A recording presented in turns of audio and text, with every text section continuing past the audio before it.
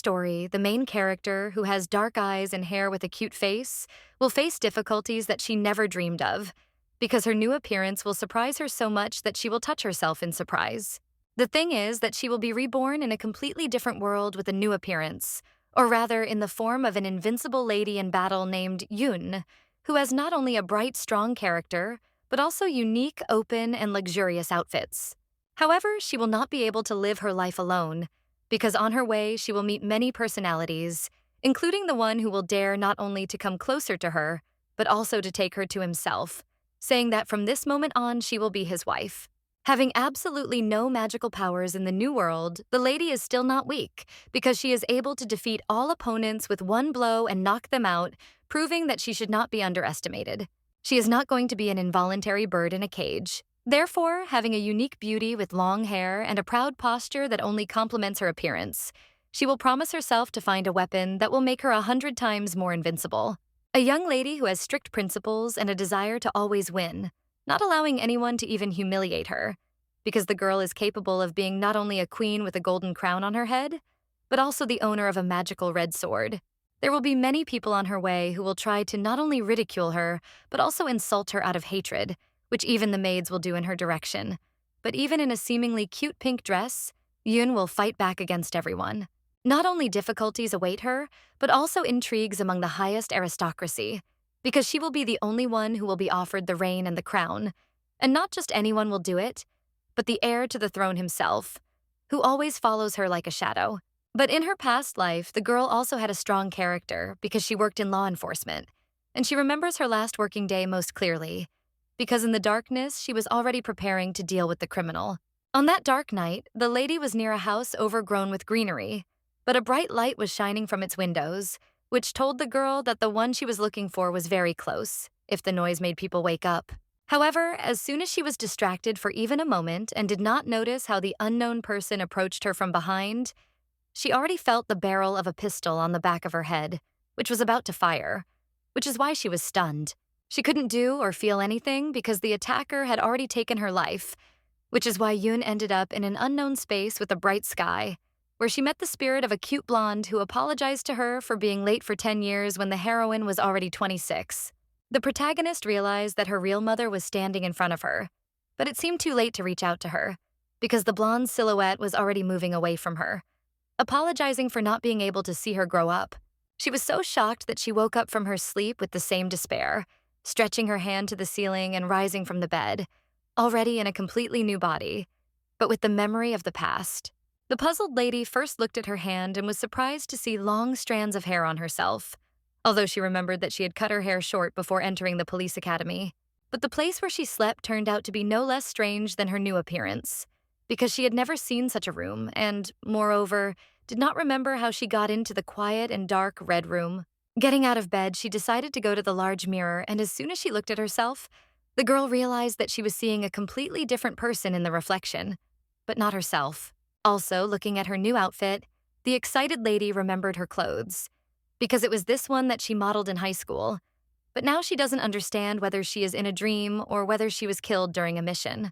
But her thoughts were interrupted by an unknown old man in a dark robe who began to come closer and tell her in a gentle voice that he had found her in the mountains, and if it weren't for him, she would have definitely been eaten by monsters there, so she should be grateful to him. Looking at Yun with dark eyes, crazy with lust, and a sly smile, the old man said that now she was only his woman and now she was obliged to repay him for saving her, which is why he stretched out his hands to her.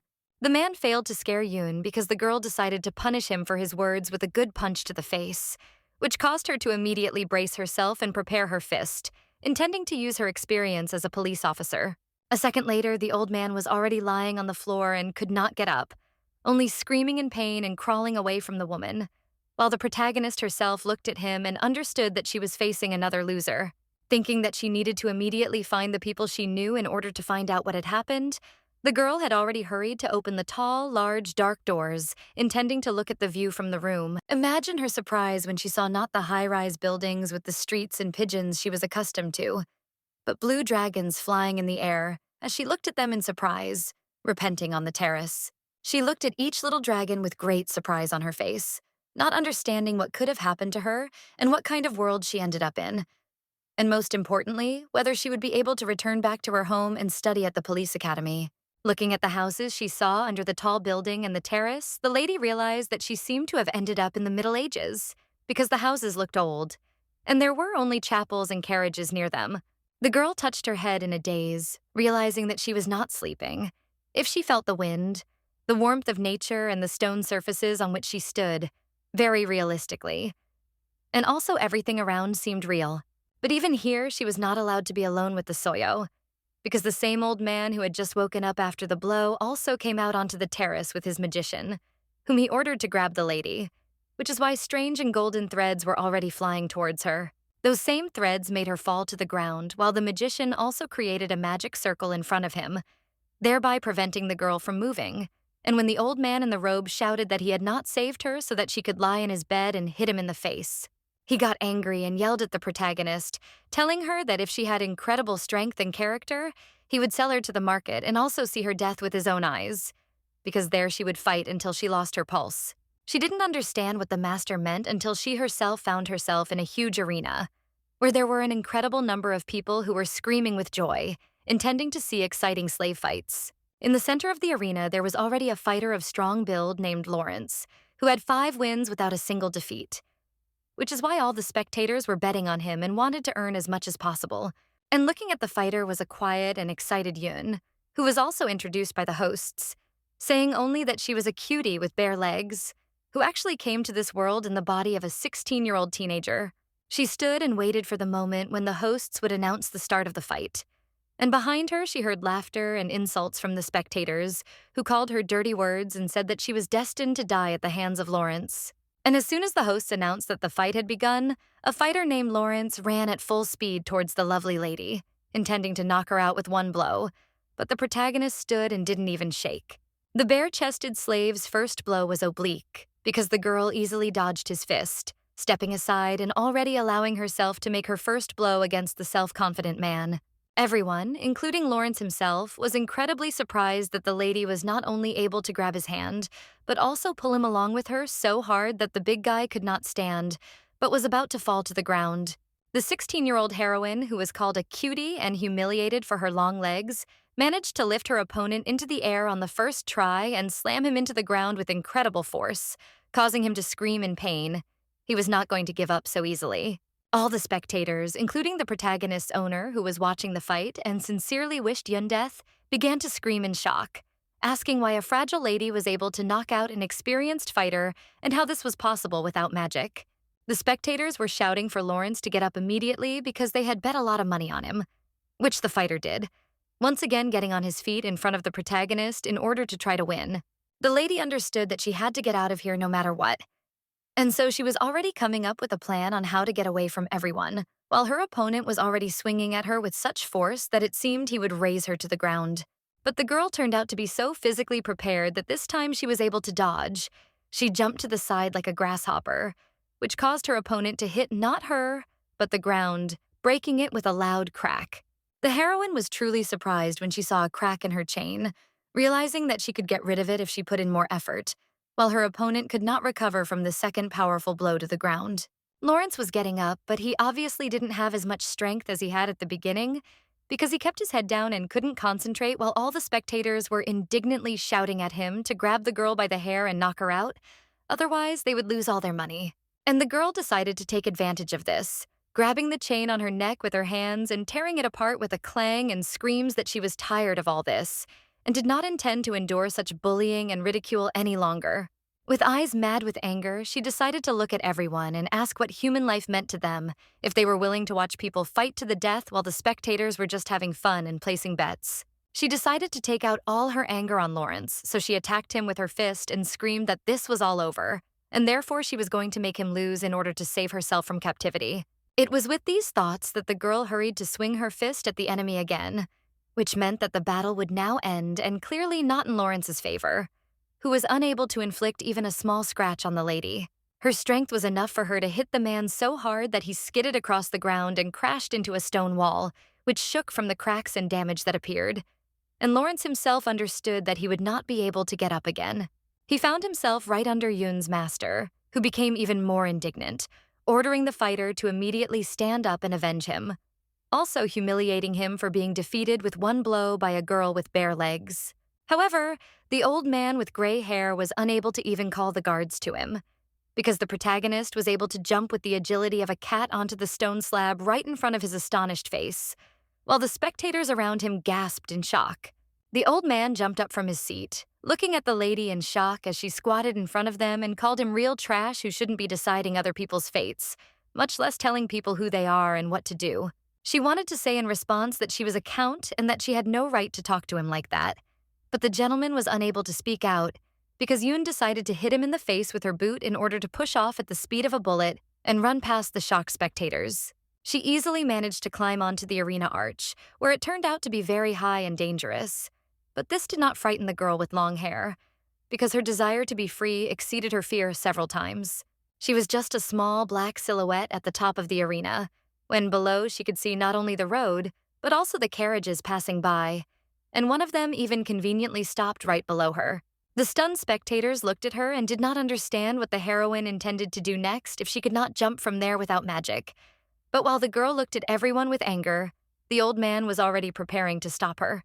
Because here too, he ordered his subordinate to use his powers to stop the lady with spells, and from this, the man with the cape directed his hands at her, already creating a blue magical circle. The girl quickly realized that all her efforts could be wasted if she hesitated, so she looked at the blue carriage she had noticed earlier, realizing that she needed to jump on it.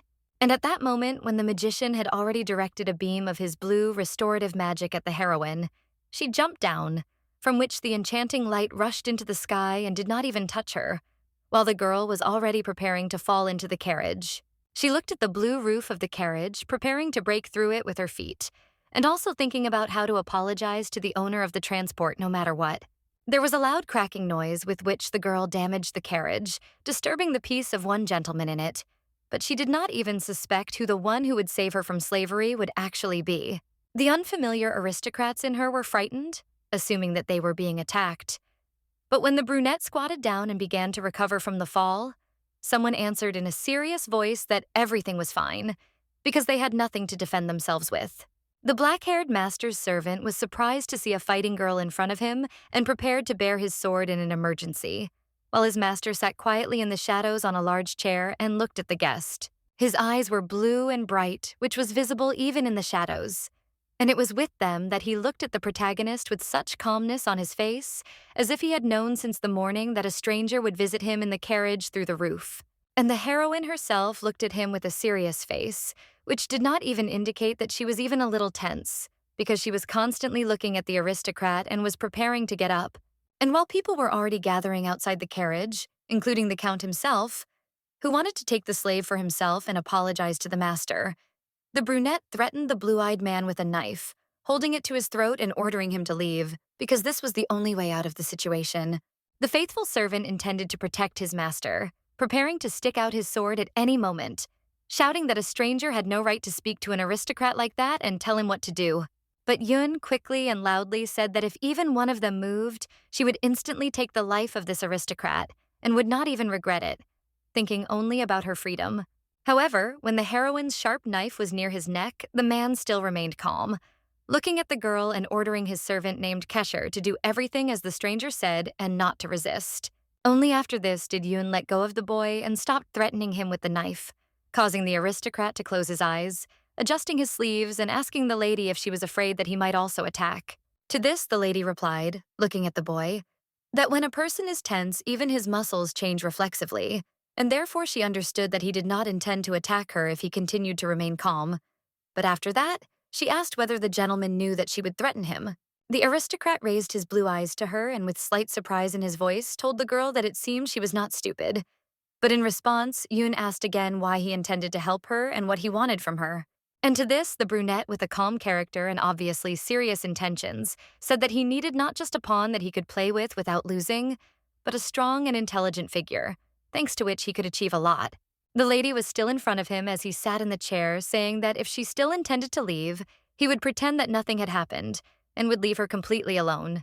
But when the guy said that she wasn't sure that Olidi would be able to last long among the slaves without having mana, he snapped his finger and made the chain on the main character's neck split and shine with magic, which surprised her, realizing that she was free of it. After that, the aristocracy, as if nothing had happened, gestured with his hand, telling the protagonist that he was sure that she was smart enough not to refuse his help, even if she had not left now, although there was a possibility.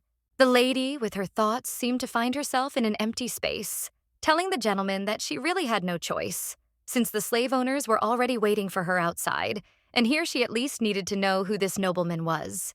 And it was quite loud outside the carriage because when the servant opened the curtain, the aristocrat saw many people greeting him and calling him the crown prince, and also telling him to take that slave girl for himself if he liked her. Only after hearing from strangers that the man she threatened with a knife was a prince, the astonished heroine looked at him with doubt, not believing that in front of her sat not just an aristocrat, but practically the highest man among them. But what was even more surprising was that the prince stood up from his chair not only to hug the main character, but also to loudly tell everyone that from that moment on she was not a slave at all, but his wife. And while everyone was gasping and groaning in amazement and shock, Yun herself couldn't believe what was happening.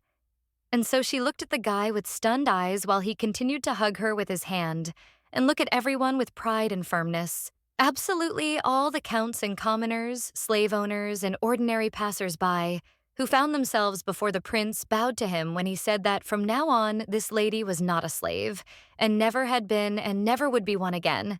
But she never said anything against it because she looked down and just remained silent when the guy behind her put his hand on her shoulder and said that he was glad that she understood the whole situation. Only after this did the crown prince's blue carriage begin to drive away from the surprised crowd of people, when everyone followed it with their eyes and were stunned by the outcome of events. When an ordinary but incredibly strong slave was taken by the prince personally. But the most active and angry of all was the count with a bald head and light hair, who looked at the carriage with incredible anger, called the heroine a real mouse who brazenly took advantage of the prince, and therefore he promised himself that he would not leave her alone. When it was completely dark outside and twinkling, beautiful stars were visible in the blue sky, the lady, together with the prince, arrived at the palace of the aristocrat, who had an individual flag on the roof of a light, beautiful building. But inside it there were a great many maids in hearing, just as from surprise, because they were all looking not only at the returned prince, but also at the one whom he had brought with him. The fact is that the crown prince did not hesitate to carry the girl in his arms and walk with her along the corridors in order to personally bring her to the room. But the protagonist was so surprised by this that she was afraid to even touch the young man with her hand.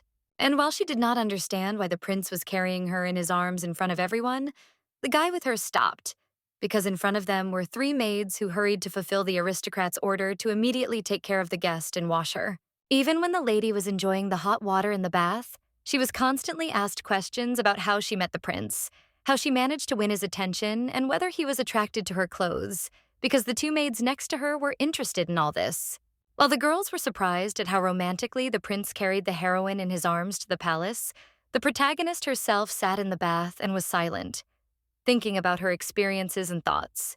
But the gossips' conversations were interrupted by a serious, dark-haired maid who ordered everyone to immediately stop their idle chatter and get down to business, because Mrs. Yun now needed silence and rest. After the girl was wrapped in a large white towel and washed, the protagonist told the maid that she only wanted to rest in her room. But the maid replied that unfortunately she would not be able to rest because the prince was waiting for her in his bedroom. Yun was quite surprised by this, but she knew that the prince was quite a serious man. So she decided to appear in front of his bedroom door already in a simple, light nightgown, when the maid was next to her and announced that the master was already in the bedroom. Before the main character hurried to enter the aristocrat's chambers, the dark-haired maid smiled goodbye, telling the guest in the palace to enter and not be afraid. But when the girl thought that she would definitely run away from here without intending to immediately enter the bedroom, she herself did not notice how she found herself next to the prince's large bed, where he was calmly reading a book and lying in a dark robe, because she herself was dragged by magical powers straight to the bed, on which she fell face down, while the aristocrat told her to enter him more boldly, as if he had known from the very beginning that she was standing there. Stunned by such an event, the lady raised her head and looked at the bed in surprise, thinking that she herself could walk, and therefore helping her with some kind of magic was an unnecessary action. Putting the book on his feet, the guy looked at the guest in his chambers as if indifferently, and said that she had made him wait, completely ignoring what the lady had told him before. In response, the heroine only folded her arms across her chest and sternly replied that she did not understand why he had called her at such an hour, because she was going to be his pawn. but not his lover.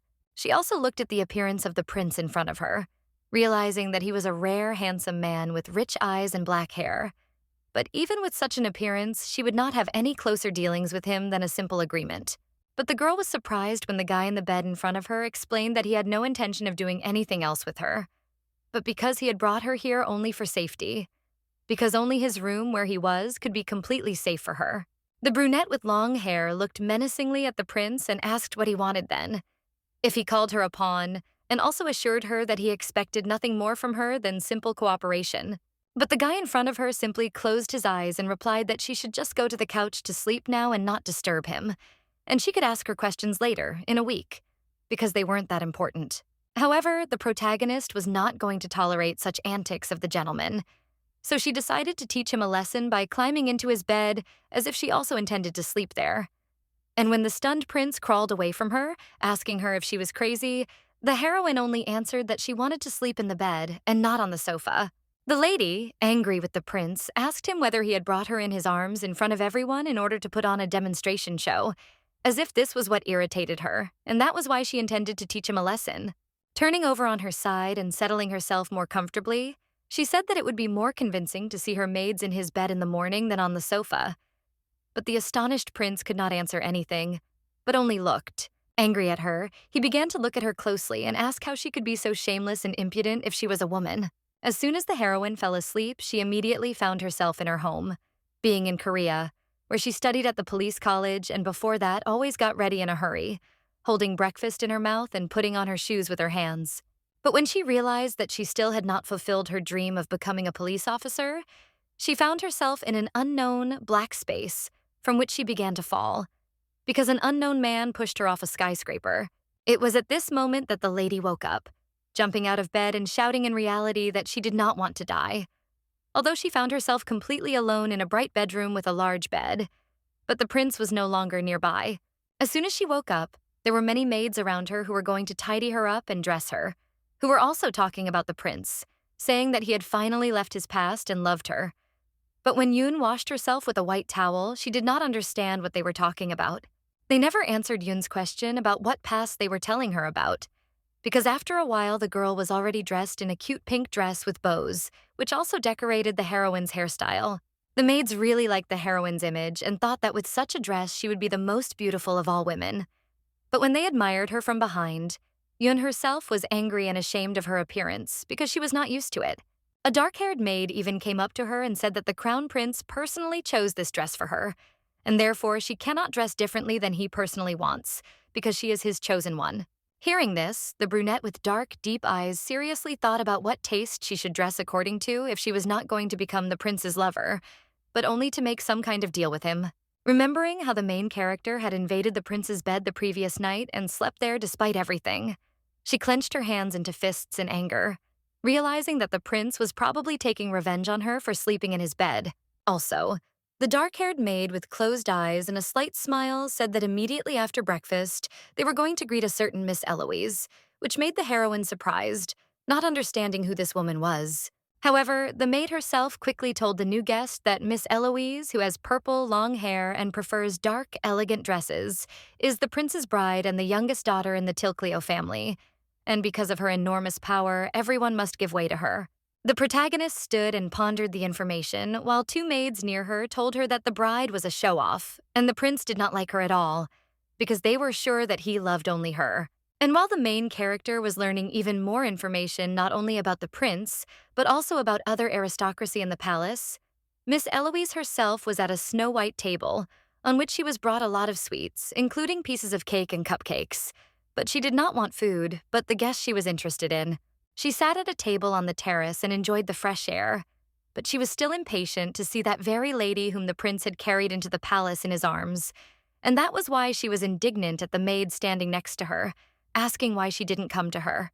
With her violet eyes, she looked angrily at her personal maid and told her that it was a real outrage if a stranger did not respect her so much that she did not come to her to get acquainted. That's why she and the maid decided to get up from the table and walk down the corridor, wondering what the prince saw in that commoner, and also intending to come to her herself if Yoon didn't please her with his arrival. The short-haired maid behind her calmly explained that since her name was very short and simple, She was most likely an ordinary commoner from Hongyan, an equally unremarkable village. But at that moment, when Eloise looked angrily at someone and stopped, she answered the maid that it did not matter to her whether she was a commoner or not, since for her personally she was a simple girl, not worthy of even being in this palace. In front of the embittered Eloise stood the main character and her personal maid with dark hair, who asked the prince's bride if she was criticizing the master's taste if she said that she did not like Yun, since the prince chose her personally. The protagonist looked at Eloise in front of her with calmness and fortitude, telling her that she was the same Yun that everyone was talking about. But it was the dress that Yun was wearing that attracted the attention of the prince's bride. A dark aura immediately formed around them, because Eloise folded her hands in displeasure, saying that it seemed like Yun was really a commoner if she had just greeted her with her name, and it was forbidden to do that to the Duchess. But besides Eloise herself in a crimson dark dress, the maid also stood up for her, covering her mistress with her hand and asking Yun if she hadn't listened to the words of the Duchess and didn't understand what needed to be done now. She meant that as an apology to the Duchess, one should immediately bow. But Yun, realizing that he did not want to run into a conflict, curtsied to Eloise. But her dark-haired maid became agitated, wanting to say that there was no need to lower her status in front of the Duchess. However, that was not all, because when the prince's bride was laughing with Yun, her maid suddenly waved her hand towards the heroine in the pink dress, but the heroine was unable to dodge. And the short-haired maid, while Miss Eloise was looking at the situation with shock, said that she should apologize to her mistress not standing, but on her knees, which she ordered her to do right now. Yun herself was stunned because the maid hit her so hard on the cheek that her lips started bleeding, and she looked at the floor in shock because she didn't expect that. The maid Yun immediately approached the protagonist and began to ask her about her health, but the lady only remembered how she was beaten at school, while Eloise with purple eyes narcissistically said that according to the rules, commoners should always fall on their knees before nobles. And everyone was shocked by the fact that instead of following Eloise's orders, the main character looked at her with anger, fury, and madness, already preparing her fists and saying that she doesn't need to be taught anything, like a dog. And while the main character was already planning to teach the Duchess and her maid a lesson, in his office the prince listened to a report from a servant, saying that the origin of his guest was unknown, but there was information that she was from Hunyang, and also that Count Psycho had picked her up outside the capital. While reading all the available information from the paper, the servant looked at the prince and told him that there were no leads and that it was useless to look for them because there was practically no information about Yun. However, the servant was greatly surprised that the crown prince, who was sitting quietly on the table, ordered that his guest be given a surname immediately, which made the butler wonder if this was even permissible. The prince merely tilted his head to the side and told the servant to do as he ordered. The fragments passed as a wild cat that Yun had was no longer of interest to him, and now she would be a full-fledged noblewoman in his palace. But while the prince was sure that his guest was only getting used to the palace and getting to know the staff, trying on new dresses, the heroine was already grabbing the top of her head and adjusting the bow on her neck, looking menacingly at Eloise. The protagonist angrily promised the Duchess that she would now teach her how to speak properly with people. The purple-haired lady became agitated, asking how she dared to tell her such a thing, but her maid was already running to Garyon in order to teach her a lesson in return. She swung her hand at Yun again to punish her with another blow to the cheek, so she did it confidently. But she did not suspect that all her plans would be destroyed because of the heroine's anger. She never managed to hit the heroine because the lady in the pink dress quickly grabbed her wrist and did not let her hit herself, doing it so hard that the maid did not even manage to lower her hand back down. She looked at the short-haired maid with her black eye, and still holding her hand tightly, Yun convinced her that she would break her hand in 2 blows if she tried to hit her again. Having twisted the maid's arm and thereby causing her to fall to the floor, Yun continued to tell them that they were all equal here, and therefore there was no need to tell anyone or order them to do something, as she did. The Duchess and Yun's personal maid were shocked as they watched what was happening, and were even more surprised when the maid managed to break free and move away from Yun to try to take revenge on her once more. From under her sleeve, she quickly pulled out not only a pipe, but also a purple dart in it, which she shot straight towards Yun with her mouth, as if it were not just a dart, but a needle with a deadly composition. But no matter how evil and nimble the maid was, Yun still managed to dodge her weapon, causing the purple object to fly past her and was about to crash into the white wall. Turning back, the lady with an angry look noticed that the unusual game, having crashed its sharp end into the wall, began to crack into small pieces and glow with a magical light brighter. The end result was that not only did the game evaporate, but it also left deep cracks in the wall that continued to appear even after the item disappeared, causing the protagonist to realize the danger of the maid's weapon. Seeing this, she was stunned, already wondering what it was and why the wall had cracked, and most importantly, whether the maid was going to kill her in this way. She had already taken a fighting stance right in front of her opponent and began to pester her with anger, asking why he intended to kill her if she had already warned her that she would break her arms for trying to harm her. But the maid was so angry with Yun that she didn't take her words seriously. She only wanted to teach her a lesson, which is why she looked at her with fury and an incredible desire to hurt the girl. She decided to swing her hand at Yun again, telling him that there was no need for a person who was about to die to know too much, referring to the protagonist and how she would take her life with one blow of her hand. But what was the surprise of all the girls when they saw how the body of the maid was pierced by a long and glowing, magical sword of extraordinary sharpness, because of which an unusually large amount of blood gushed from the lady's body. The maid and the protagonist of the story herself looked at what had happened with wide eyes, motionless, watching as new splashes of blood flew to the sides and smashed onto the floor. The Duchess Eloise, who was the mistress of this servant, was most surprised, because she looked at the imminent death of her charge with astonishment and an incredibly strong shock. Eloise screamed in horror as she watched the already dead maid lying on the floor, while mysterious golden rays of magic were clearly emanating from her body, which Yun and her maid were watching. As it turned out, the killers of the evil maid were two guys, one of whom had a blue suit and with the help of one finger made his charms work. And behind him stood a blonde guy who smiled and said that the girl did not deserve to live. The second one slowly moved towards Yun, who was stunned by his appearance, apologizing for making unnecessary noise in the corridor and scaring everyone. And he also laughed politely, as if nothing serious had actually happened. The young man not only has a luxurious outfit with a variety of patterns, but also a unique appearance, because his shining golden hair is complemented by the same clear blue eyes with which he looked at Yun and smiled. He continued to laugh and smile even when he spoke about the dead maid, calling her a real rat who only frightened the heroine, and so he ordered his servant to immediately remove her from here. The servant hurried to carry out his master's order, which is why only a large, bloody mark remained on the light stone floor from the servant, looking at which, the Duchess was even more afraid that she could faint from shock. Noticing that Eliza was not feeling well, the servant hurried to take her to another room to rest. But she, frightened, decided to turn around, where she saw Yun, who was following her with an empty and stern look, as if she had not seen anything terrible in front of her.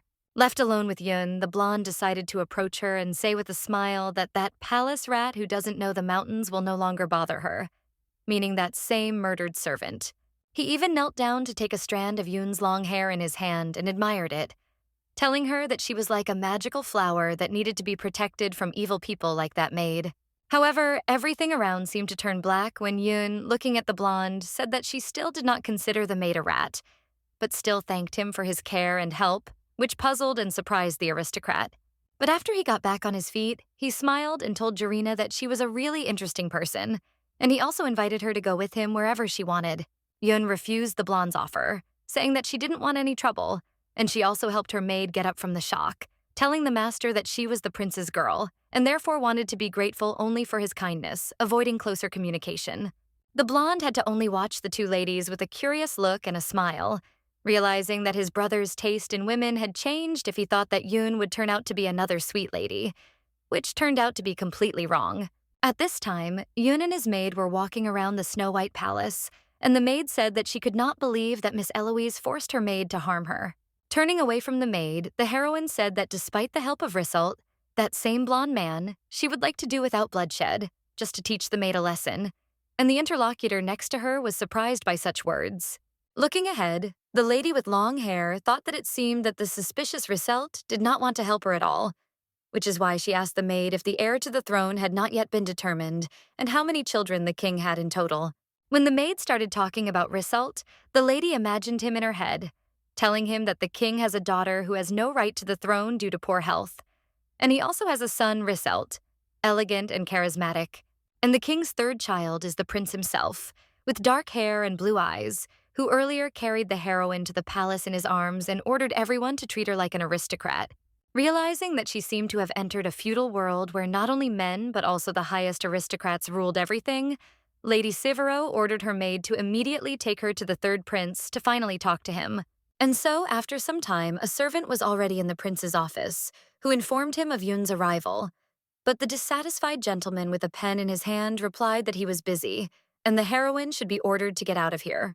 Hearing this, the servant's face darkened because he said that Yun personally told him that if he refused to receive her, she would burst into his office without warning.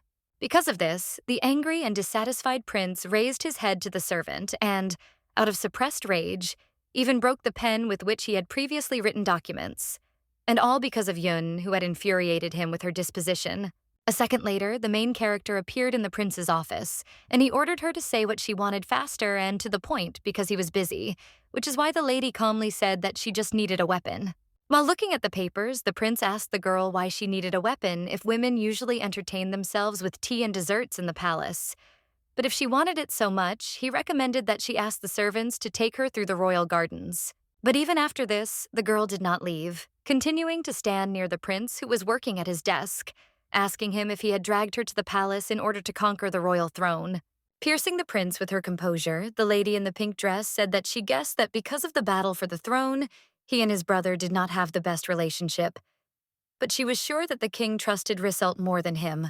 The servant who was standing nearby was surprised by the lady's words, which was evident from his face, because he could not understand how the lady, who had arrived at the palace only a few days ago, could talk about this. Remembering Duchess Eloise, the girl told the prince that he wanted to marry her in order to use the power of her family. But he was unable to do this either, since the power of her father, the Duke, could not be used. Having introduced the prince himself with threads from his hands, with which he supposedly controls someone, Yun said that after marrying the Duchess, his hands became even more tied, and therefore he wants to have a simple lady who can be easily manipulated. And she imagined the prince with threads for the reason that he uses them to move Yun herself, like a doll, who will now only fulfill his demands, as if she constantly obeys and is an ordinary tool for completing tasks. Looking seriously at the prince, the girl said that she had long understood that he needed a woman whom he could easily manipulate, who would take the place of the bride, becoming the princess of the state. As soon as the prince heard this truth, he immediately decided to direct his deadly, magical beam towards the main character, which Yun successfully turned away from and because of which it flew past her. And while the blue beam flickered and shone on the wall, the heroine herself pierced the prince with her black eyes, because she knew that the truth would make him incredibly angry. But that was what she intended to achieve. But the prince remained calm on the surface, pointing a finger with a magical blue glow at the lady, and ordering his servant to take Yun to the weapon so that she could choose one for herself. Because from the lady's radio, he realized that she seemed to have experience in using weapons. After this, the girl was about to leave the bird's office accompanied by a servant. But suddenly, the aristocrat ordered her not to appear before him in the dress she was wearing now, because it allegedly did not suit her. Hearing this, the angry little lion, because of whom everything around seemed to become darker, replied that in that case she would ask him for another dress, because otherwise she would stop dressing the way he liked. After some time, the girl, accompanied by the prince's servant, was already on the knight's training ground, which is why all the fighters looked at her, not understanding what a fragile lady in a cute dress was doing here. They noticed that a brunette with a very long ponytail truly has a unique beauty, because even in the ugliest dress, or even in a potato sack, she will look flawless, which all the guys around were sure of. But all talk about the beautiful lady was interrupted by one dark-skinned fighter with a scar on his face and a bare torso, who immediately ordered everyone to work, not understanding why the appearance of a certain aristocrat had knocked them off their work. And while the fighters continued their training, Yun and Kacher had already come to the weapons room, which is why the man in front of her was telling and gesturing with his hand that here she could choose any weapon for herself.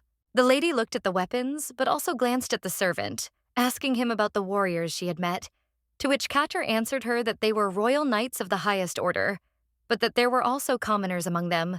Along the way, the girl took short swords into her hands, listening to Kacher's story, saying that all the swords here are made of silver, and this particular one has a beautiful red stone on the handle, which makes it more expensive and valuable. But despite the fact that this was the first time the lady had held such a dagger, she deftly took it and twirled it in one hand, realizing that it was very similar to her personal knife from her past life, which made it seem very convenient and practical to her. She smiled, telling Kacher that she would take him, and the guy himself looked at her with shock and amazement, not understanding what kind of past such a sweet and beautiful lady must have if she could handle a cold weapon. But he still hurried to introduce her to other swords, because of which he showed a long sword in his hands, saying that even the patterns on it were magnificent.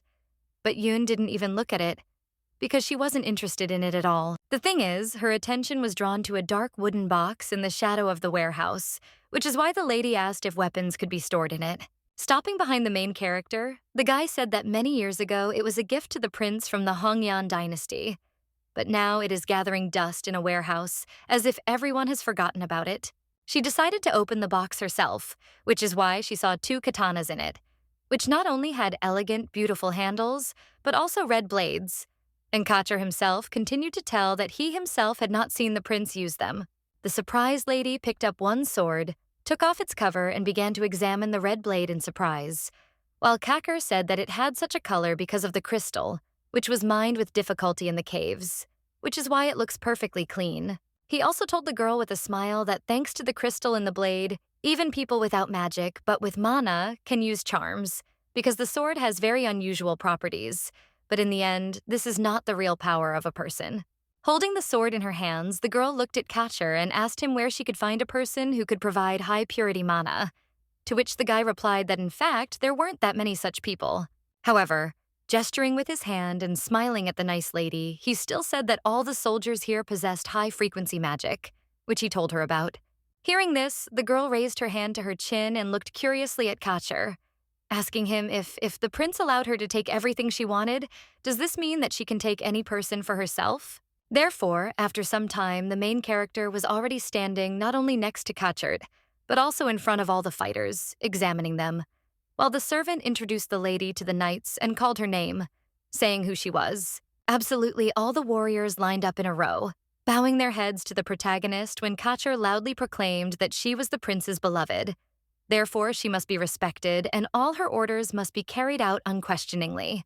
After this, Yoon, accompanied by Kacher, began to pass by the warriors, asking them if anyone wanted to be a guard for the aristocrat, while receiving the salary that the order had. And then one tall, dark guy with a scar on his face answered Kacher that their task was not to be a toy or guards for someone, but to follow the prince in order to protect the kingdom and carry out his orders. He said with a serious face that their duty was to be in the royal guard and have big goals and ambitions, and not to be guards for one lady who always sits in the palace and just drinks tea with desserts. After hearing so many words, the female protagonist stopped in front of the dark, angry knight in the row, while he continued to tell Yoon that she could choose a guard from their other ranks, but not from this one, because they serve the prince.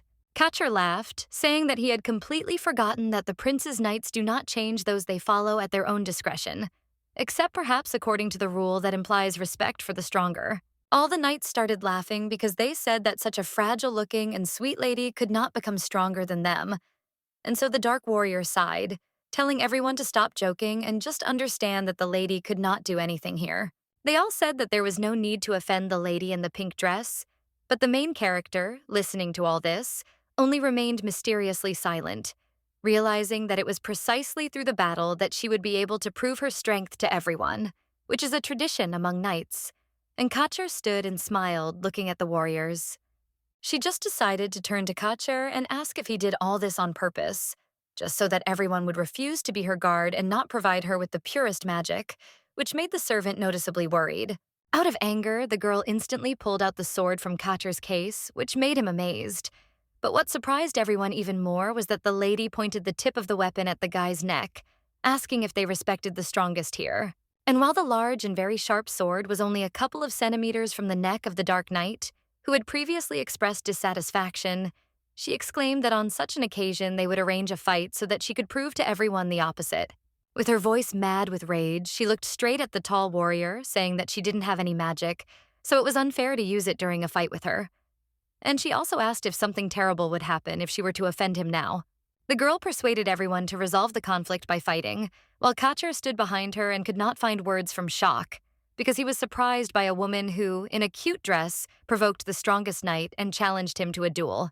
However, the real shock for him was when the protagonist turned her head towards him and calmly ordered him to undress, if he was used to carrying out all the orders of the aristocracy and not being afraid of anything.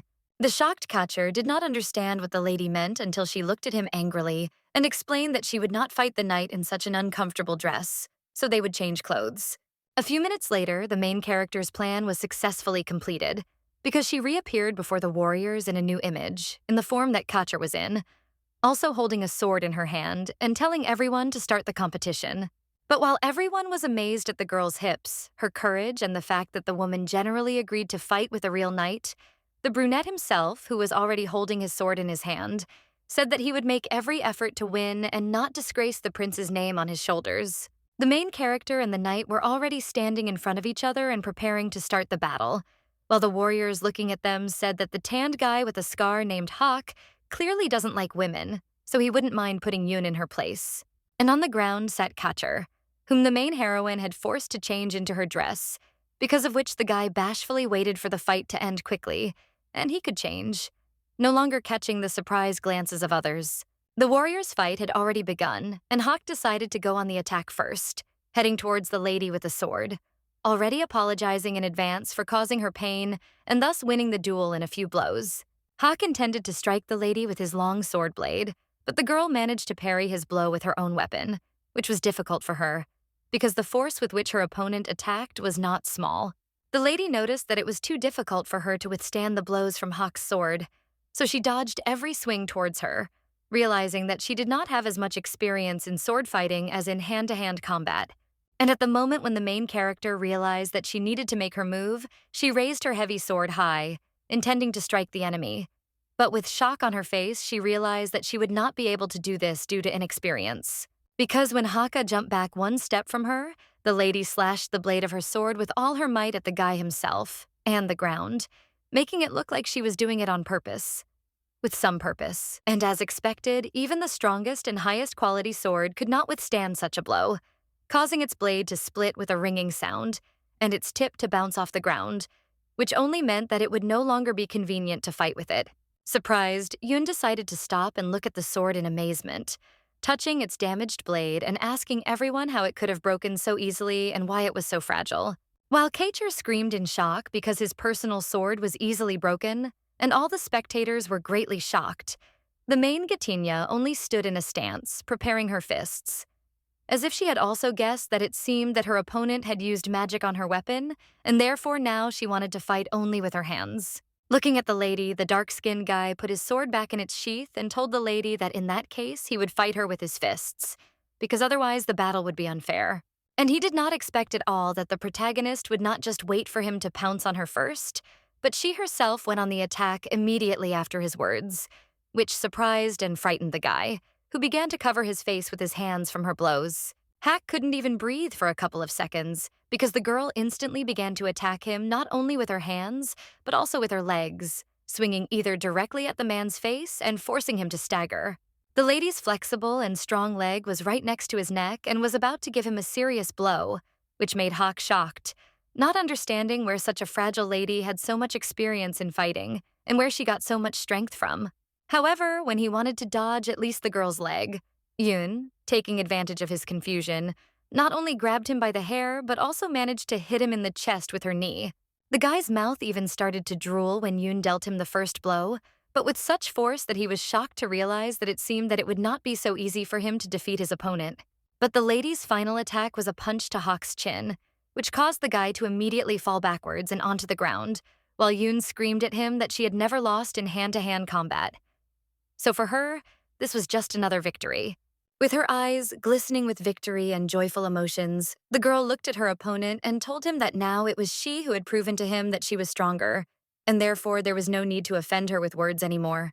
Absolutely everyone looked at Madame with shock on their faces and with their jaws open, because until the last moment they did not believe that the biggest and strongest guy in their ranks would lose to a fragile woman in a pink dress.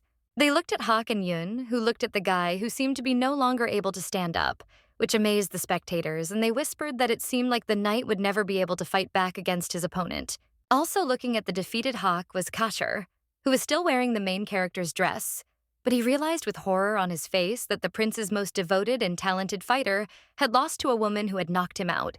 After some time, he finally got up from the ground, but immediately grabbed his head, because he said that he could not see anything in front of him because his whole head was spinning, as if he was being attacked not by a person, but by a bear or a tiger.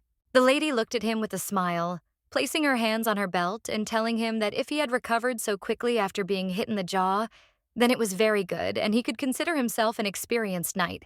But what surprised the Dark Knight most was that he had lost for the first time to a woman whom he had not even been able to injure. And from the realization of this, there was real shock on his face, and his whole body seemed to turn black from incredible shock. However, he still knelt down before Yoon and told her that he would admit his loss. And also, according to the agreement, he would become her guard, because the lady had personally proven her strength to him. In response, the lady only turned away from the guy, telling him that she no longer needed this, since she understood that he had a desire to be close to the prince and follow him. And she also clarified whether he believed that he would not be able to achieve his goals if he followed a woman. But this did not suit Hawk, because when the girl told him to forget about this duel altogether, as if it had never happened, he stood up and bowed, saying that he was still ready to serve her all his life, because he was a member of the royal order. The girl turned around and yelled at the guy when he knelt down in front of her and apologized for his rude remarks, saying that he would now serve her faithfully and truly to be her guard. The lady only smiled, telling Haku that she hoped that the prince would not mind that his knight had decided to follow the woman, and therefore she agreed that from now on he would be her personal bodyguard.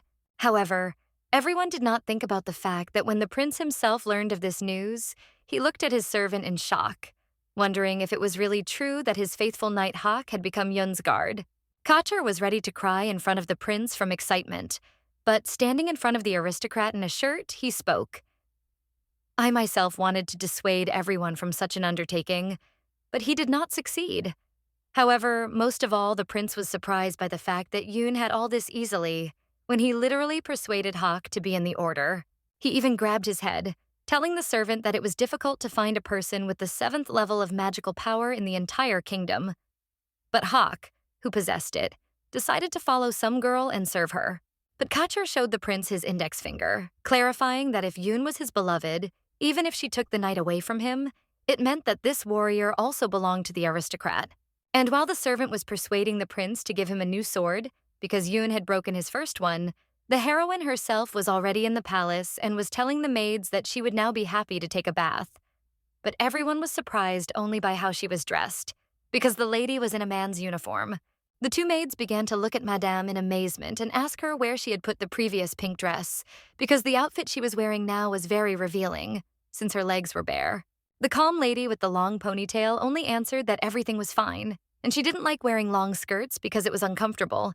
And she also asked once again if she could take a bath after a hard day. And when the maids told her that the bathroom was ready and that they would help her undress, the girl just waved her hand and began to walk away from them, saying that she didn't need any help and that she could handle everything herself. Remembering that the prince was also currently in the bath, the maids began to talk among themselves about how it would be okay if Yoon went in there too, because they were lovers. One maid with bangs and black hair began to worry and told her friend that it seemed like the prince was in a bad mood today and no one knew why. But the other maid calmed her down, saying that everything would be fine with Yoon. Meanwhile, the protagonist was already taking off her outerwear in order to bathe in a hot bath, wondering at the same time why the soldiers here were so physically weak and whether they were relying on their magic if they had such poor physical fitness. However, she did not expect at all that due to the slippery floor and objects that she did not notice, she would not only trip, but also fall into the bathtub, right on the body of the prince, who looked at the girl in shock. Yoon was no less shocked than the Aristocta himself, so she looked at him with wide eyes, not even noticing how she was touching the prince's chest with her palm, which made him even more shocked. Although the girl liked to touch the prince's chest softly, she still removed her hand so as not to embarrass him, after which the guy looked at her in shock, asking why she was here. The lady, angry at the guy, decided to stand in front of him and put her hands on her chest, saying that she didn't know at all that he was here, so it wasn't her mistake, but a simple misunderstanding. She turned towards the exit and angrily told the guy to continue washing himself and forget what happened between them, because she would wait outside until he could calmly take a bath. But suddenly the prince grabbed her wrist, causing the surprised girl to turn to him as the aristocrat told her that she should not go out, as she should not forget her status. Looking into her eyes, he said that she should always remember that she was his beloved, and therefore they both should not even give everyone doubts about the fact that they were not a couple. And if the lady came out now, the servants would think something was wrong. The girl decided that she would take a bath in another room, which is why after a while she was already in it, telling the prince through the wall that she came in Kacher's clothes because she had changed clothes with him for the battle, because she was not comfortable in the dress. Hearing this, the guy grabbed his head and told the girl that she did not look like a lady at all and did not even stand next to this status, because she decided to take up arms and fight with men equally. But suddenly, wrapped in a light towel, the girl decided to appear before the prince and angrily say that she had never been a lady, so it would be a mistake to think that she was gentle and sweet, a fragile cutie. Seeing the lady in this state, the astonished prince blushed and shouted, could she not embarrass him? Because she was a girl and there should be at least some drops of decency in her, so as not to stand before him almost naked. But the girl in response only grabbed her head just like the prince, telling him to wash it quickly and not to talk nonsense to her, because she was not going to stand here in her outerwear, experiencing the steam and heat. Already getting ready to leave the bath, the dissatisfied prince said that he should warn her that he already has a girlfriend that he likes, because he will not fall in love with her even if she constantly seduces him. Hearing this, the heroine was seriously amazed, because she did not understand at all why the prince decided that she wanted to get his attention. So she looked at him in shock, when the veins on her face stood out from anger and indignation. Putting on a robe, the prince even said that even if she was wearing the dress of the lady he liked, even if she had the same hairstyle or character, he still would not love her. But he did not even guess that Yoon did not care. She looked at him in shock and was at a loss for words when the prince in the dark robe calmly began to say that she just needed to remember that she was only a show wife to mislead everyone around her. However, immediately after these words, he immediately picked up the girl in his arms and began to carry her from the bathroom down the corridor, telling her that they were just playing the role of a guy and a girl, a loving couple. And while Yoon did not understand where the prince even thought that she was in love with him, he walked out into the corridor with her in his arms, where they were met by many smiling maids who immediately began asking the prince what book he wanted to read before going to bed and what to prepare for him. Gradually, a dark sky with bright stars fell over the palace itself, and everyone began to prepare for bed, which is what the protagonist and the prince did in one of the rooms of the luxurious mansion. The lady was already by the bed in her nightgown and asked the prince how long his maid named Mia had been working for him, to which he replied that she had been serving him for more than 3 years, after which he asked what she needed this information for. The guy continued to be next to her and walk around the room while Yoon answered him that she had simply agreed about the maid, and now she was interested in knowing why he needed her as a shield, if he already had a lady of the heart. The lady asked the young man about this with irritation and discontent, as if she now did not understand what role she played in the palace, if he had a lady of his heart, and she was just playing the role of a puppet that was being controlled. Suddenly, the prince became more sad and withdrawn, because they explained to the lady that his beloved had long been dead and she would forever remain in his heart, because she had long been cruelly treated. Yi-Yun looked at the guy with defeat, who told her in a sad voice that he would no longer see her eyes, would not hear her voice or discontent, would not see how jealous she was, and therefore he was no longer looking for another lady. The heroine of the story apologized to him for possible rude statements and words, explaining that she had not even guessed about this before. But the prince remained silent, as if something in his heart was hurting. He decided to sit quietly at the table and read a book before going to bed, telling the lady that there was nothing wrong with her words, and he also changed the subject, asking the girl about the time she was almost killed by the Duchess's maid, and he clarified that it happened in broad daylight. However, when the lady replied that she did not think the Duchess was trying to kill her, the prince folded the book and looked at the lady, telling her not to be so kind, because if the Duchess was not trying to kill her, then her family was. He looked at Yun with his blue, angry eyes and told her that it was important to understand that if she made even one mistake, her life would end and only one of the Duchess and she would survive. But the girl with long hair, who listened attentively to the guy's words with sadness and understanding, replied that here she and the Duchess were just pawns who did not decide anything in the struggle for power. The prince did not respond to her words and only said that they needed to sleep already, because outside the snow-white palace there was already darkness of night, because of which there was no light even in the windows of the mansion. The next morning, in another place, namely the Tilkio estate, it was not so cheerful because the Duchess was sitting in her bedroom and had not left it for 3 days, as the maid told her, while the lady sat embarrassed on the bed. There was a maid next to her who tried to cheer the Duchess up with words, but she was unsuccessful, because the lady said nothing when the maid asked her how she was going to win the prince's heart if she sat there all day. The maid, who clearly had some evil plan, smiled slyly, persuading her mistress to get out of bed and start acting as if this was what she personally wanted. But the purple-haired lady was still hiding in the shadows, sitting on her bed, asking her new maid if she had been sent to her by the same person she was now thinking about. In her mind, she still recalled how the previous maid had met a tragic death when her body was pierced by a magical sword, causing Eloise to excitedly ask the new maid if she was afraid of dying in the same way. When her face was in an ominous shadow, she smiled sweetly, telling Eloise that they were just ants in this huge system, and their task now was to make the prince fall in love and then marry him.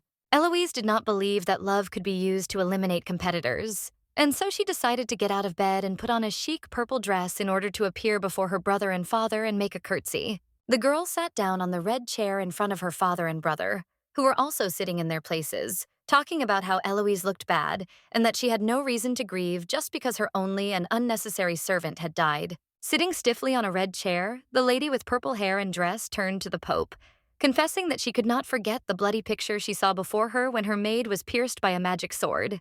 With emotion and tears in her eyes, Eloise said that just a second ago she saw a living servant in front of her, and a few moments later she was no longer alive due to one strong blow. However, Eliza's father, with his cane and mustache, angrily replied to his daughter that the death of her maid was of no importance, because what should be important to her now was her engagement to the prince and how to become his bride. After this, the evil and strict father ordered his daughter to leave him alone with her brother, which caused the lady to quickly get up from her chair and go to her new maid, who stood silently in the room and listened to everything. But before the girl finally left, Dad looked at her and shouted, asking how things were going in the northern mines, as if addressing his children. The first to answer the Pope's question was Eloise's brother, who said with a smile that measures had been taken to extract rhodolite and that so far everything was going well. But he had no idea that this did not suit his sister. She turned to her father and brother in shock, saying that she knew the dangerous terrain very well and was therefore sure that there would not be many fossils on the mountain range, and that the costs of digging would exceed the income. But her words were quickly interrupted by the man who was holding a glass of red wine in his hands, and who immediately ordered Eloise to be silent and not to object to anyone. This man turned out to be her brother, who only laughed at his sister's words, telling her that she was just a little girl who was incapable of knowing anything more than tea parties and relationships with men. And Eliza was left standing hopelessly in front of her father and brother, listening to them tell her that she was just a simple woman who had no right to interfere in the affairs of men, especially those concerning family and finances. That's why, when everything around her seemed to cease to exist, she only bowed her head down and agreed with the men's words, sadly listening to her brother's words that, in addition to this, he also agreed with someone who would take care of their nuisance. Putting an empty glass on the table, the guy said that the woman who had recently settled in the prince's palace had lived too long and his descendant had hired an assassin who was ready to eliminate her because he was as strong as the knight in the kingdom's order. And while Eloise's brother meant that he wanted to eliminate the main character, Yoon herself was already on the street. But she was holding two swords with red blades in her hands because she was offering the knights to fight her.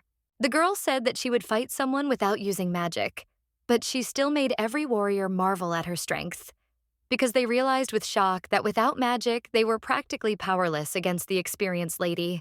Noticing that after her offer to fight in battle, almost all the soldiers ran away from her in fear. Hak, who had always followed Yoon since his defeat in the duel, appeared behind the protagonist.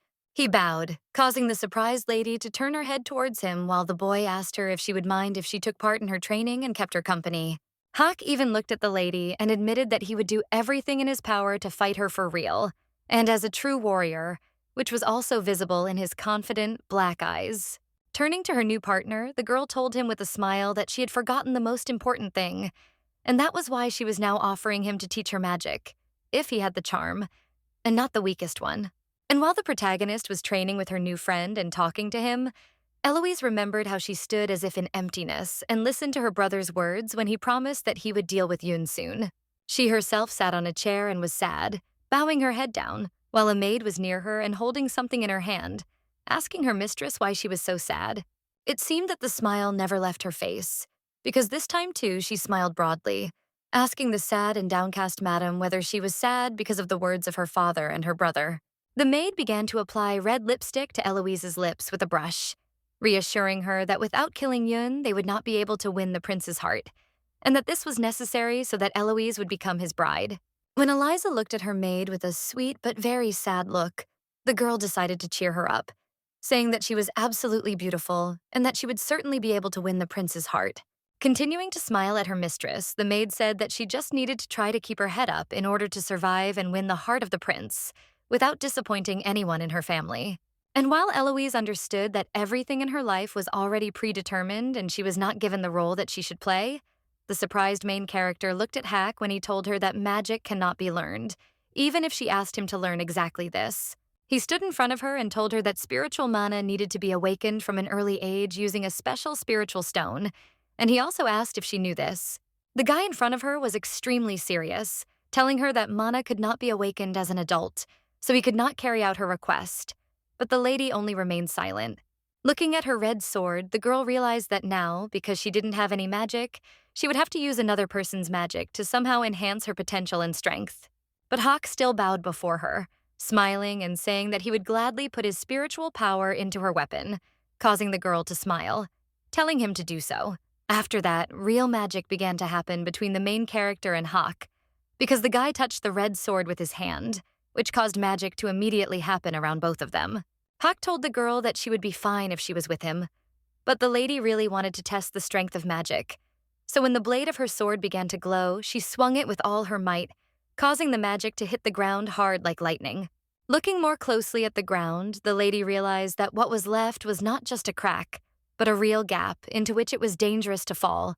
Chu Ellie was surprised, because she did not think that the force would be so great. She looked in shock at the result of her swing, and understood that if absolutely every member of the royal order had such power and destruction, it meant that they were incredibly strong and did not even need combat techniques. However, when it was already dark and the day was coming to an end, the lady turned to him in shock, not understanding why Hawk was sitting on his knees, because she had just spent the whole day training to swing a sword with the guy's magic.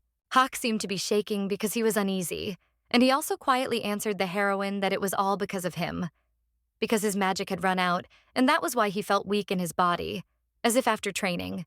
The lady immediately ran up to him, realizing that the use of magical power was limited, so she touched Hawk's body, apologizing for her training and ignorance and realizing that her partner was very tired. In response, the guy only blushed, telling the girl that she shouldn't worry so much about him, because he just needed to rest and everything would be fine. His strength would recover on its own. However, both of them did not do what they were hunted for, because when the protagonist sat next to Hawk, a magic arrow was already flying towards her with lightning speed, which belonged to an experienced killer. But she did not manage to harm the lady in any way, because Hawk instantly noticed the approach of danger and put out his palm, due to which the arrow pierced his hand, while with the other he held Yun to himself.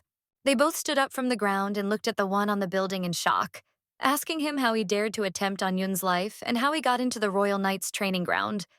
But the assassin only laughed. But the one who had a black mask but whose red hair was visible told Haku that he didn't need to know all this, because now he only needed to beg him for mercy so that he wouldn't kill him on this very spot. Hawk only pulled Yun closer to him for safety, telling the protagonist that their opponent was definitely strong if he could get past the guards without making any sounds, so he would distract him now, and if he asked to find a way to escape. Hearing this, the killer only laughed and looked at them with crazy eyes, saying that they would not be able to escape anywhere, but immediately asked them to do whatever they thought necessary, because he would kill them both anyway. But the killer didn't even suspect that Yoon herself was obsessed with the idea of not letting the enemy escape. So she showed him her swords with crazy eyes and said that if he had a lot of magic, she had to get him. Taking the swords in her hands, the girl looked at the one who was on the stone building and understood that he had an incredible amount of mana, which she needed in order to control the swords with charms. However, their rival, who was already preparing his magic to kill not only Yun, but also her guard, only laughed, asking his victims if they would pay him more if he took the life of not only the girl, but also Hawk. The first to notice the smile and strange behavior of the main character was Hawk, who looked at him with bewilderment at the balotse, when he realized that the girls were not afraid of the enemy at all, but on the contrary, wanted to fight him as soon as possible and get his magic. But while he was in shock, the killer was already intending to use his magical powers on the girl and him, which is why unusual golden glows immediately appeared around his palms, which he seemed to be accumulating in order to attack. But Hawk wasn't going to just look at him and wait, because he stood in front of the protagonist and made his magic appear in the form of a sharp blue sword as he glared at his opponent, and asked him how he dared to introduce himself like that in front of the prince's chosen one. While also asking who exactly hired him to kill the main character, Hack had already made his first strike and directed his magical powers at the building itself, swinging his sword in front of it with all his might and causing a blue glow to appear. And because of just one blow from him, the building instantly began to collapse with a roar, which is what Hawk wanted, because the killer who was sitting on it earlier probably had a hard time surviving such a catastrophe, especially a sudden one. The main character looked at this in amazement, covering her face with her hands and not believing that one swing of a magic sword could cause such an effect that everything around would literally collapse. However, Hawk himself did not let her look at this miracle. He immediately grabbed her by the waist and carried her along, angrily telling her not to stand in one place, but to run while there was time, and while he would distract the killer.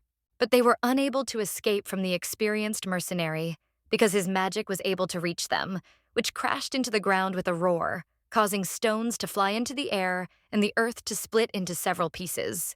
And while she didn't understand why she was having difficulty dodging the enemy's attacks, and guessing that it was because she didn't have any magic, she stood next to Hawk when the entire ground in front of them was already broken, and all because of the magic of the red-haired guy. He prepared a new portion of his magic for them, which was accumulating in his hand, and also talked, laughing, that Hawk had quite good reactions and movements, as for someone who owns magic. But with his eyes, he slyly looked not only at Hawk himself, but also at the lady, realizing that her bodyguard turned out to be very strong, and he even needed to make an effort to first deal with him, and then kill Yun. And while the killer was preparing, Hack with a blue sword came up to the heroine and told her that she just needed to choose the best moment to escape, while he would be inflicting new blows on the enemy. However, when the girl looked at the guy and did not even move from fear, of which she did not have a drop, the lady said that she would not leave him here under any circumstances, even if he really wanted to. She also took his wounded palm, which was still bleeding, and said that he was badly wounded, and because of this, she was not warming up to run away from here, leaving her alone with danger and with a big wound. She looked at his palm and said that this time she would take responsibility and try to solve her problem, while Hawk was kneeling in front of her and listening to her words in surprise. He was so stunned that his mouth dropped open, because no one expected a woman to speak to him with such bold and decisive words, as if she were a real knight who saw only the goal of killing her opponent. Smiling very widely, Yun told Haku to his face that she simply needed that killer to recharge her magical power, so she wanted to attack him together, because in that case he would definitely lose. So after a few seconds, they both stood in a stance, and Yoon said decisively that now, if she couldn't sense the magical attack, they could play it to their advantage, which she intended to do. And the killer himself was already intending to use his power on the girl and her bodyguard, so now he was getting into a stance to attack, discontentedly asking his opponents what they were chatting about. And a second after his words, an incredibly huge beam of light began to glow in the direction of the heroes, which was the spell of the killer, who incredibly wanted to kill his opponents with one blow, strong and accurate like this laser. He was incredibly surprised when his huge beam of magnesium didn't kill his opponent, but only crashed against the swing of Hawk's sword, which instantly made all his spells spark and pair, and made him realize that this guy was truly hard to kill. The mercenary was angry, but continued to hold the defense, using his magic to prevent Hawk from attacking him, also wondering why such a strong and invincible man decided to follow the prince, and even more so to be a loyal guard of some lady. But he didn't even suspect that the main character also intended to quickly put her red swords to use. So she grabbed their handles and wanted to quickly take revenge on the killer who insulted not only her, but also Hawk. With an angry face, the main character was already running around the killer in order to attack him suddenly and decisively, telling herself that she would not allow anyone to call Hawk a dog or call anyone that. The assassin's hand, which emitted strong, shining magic, was already about to do something more destructive, causing the guy's palm to start shining, because he wanted to teach the girl a lesson, noticing that she wanted to play him. However, he never managed to accomplish what he had planned, because the red blade of the main character's sword easily pierced his palm almost exactly the same way he did to Haku. The lady with a wide, crazy smile sold holding the sword in order to inflict even more injuries on the guy, shouting that he deserved it, while the killer's hand itself began to bleed, and he himself was in shock. With eyes burning with rage and revenge, the girl named Yun mocked the killer, saying that she had repaid him for the wound on Hawk's hand, which she was incredibly happy about, and which made her smile incredibly sincerely. Shocked by such an action, the killer with a mask and red hair could not believe that this had happened. So, as if petrified, he held his hand outstretched and looked at the heroine in amazement. However, there was also a danger waiting for him on the other side, which he was able to dodge because he put his hand in front of Hawk's magical attack, who, swinging his sword, angrily asked him how he dared to be distracted from the battle.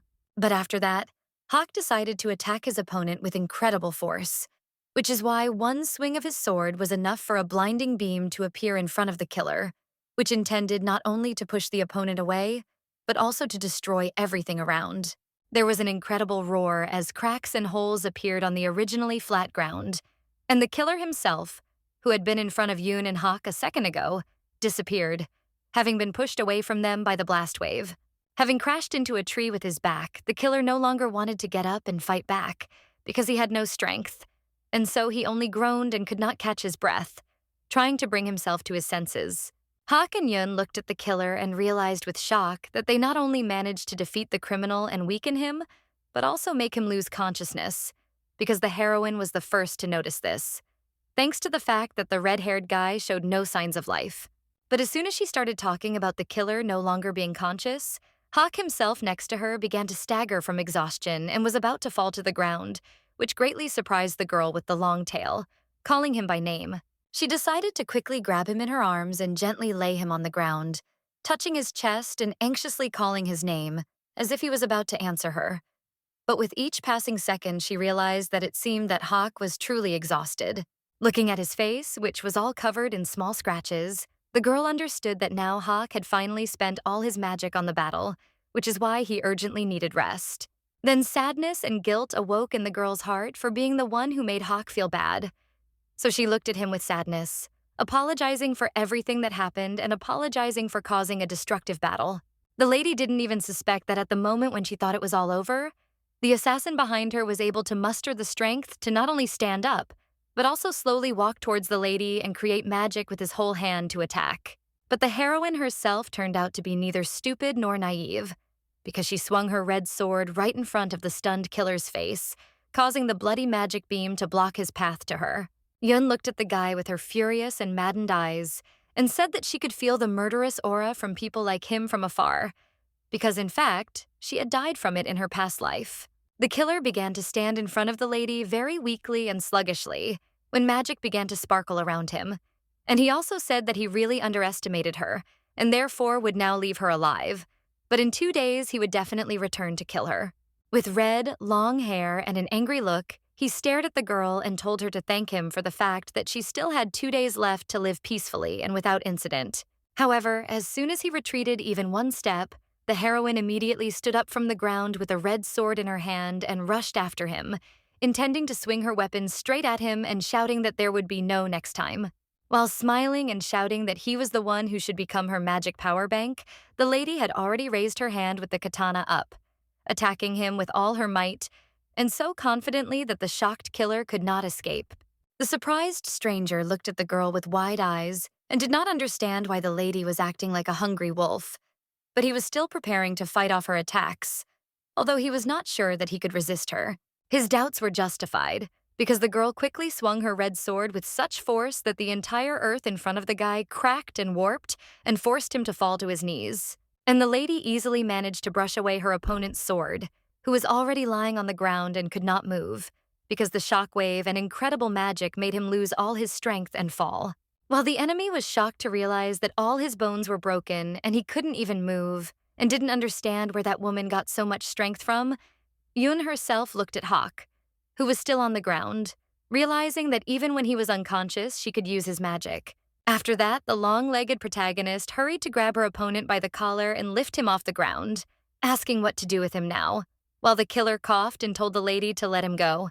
But because of this, the main character only smiled, asking her enemy if he wanted her to let him go, as if this was a reason for her to laugh.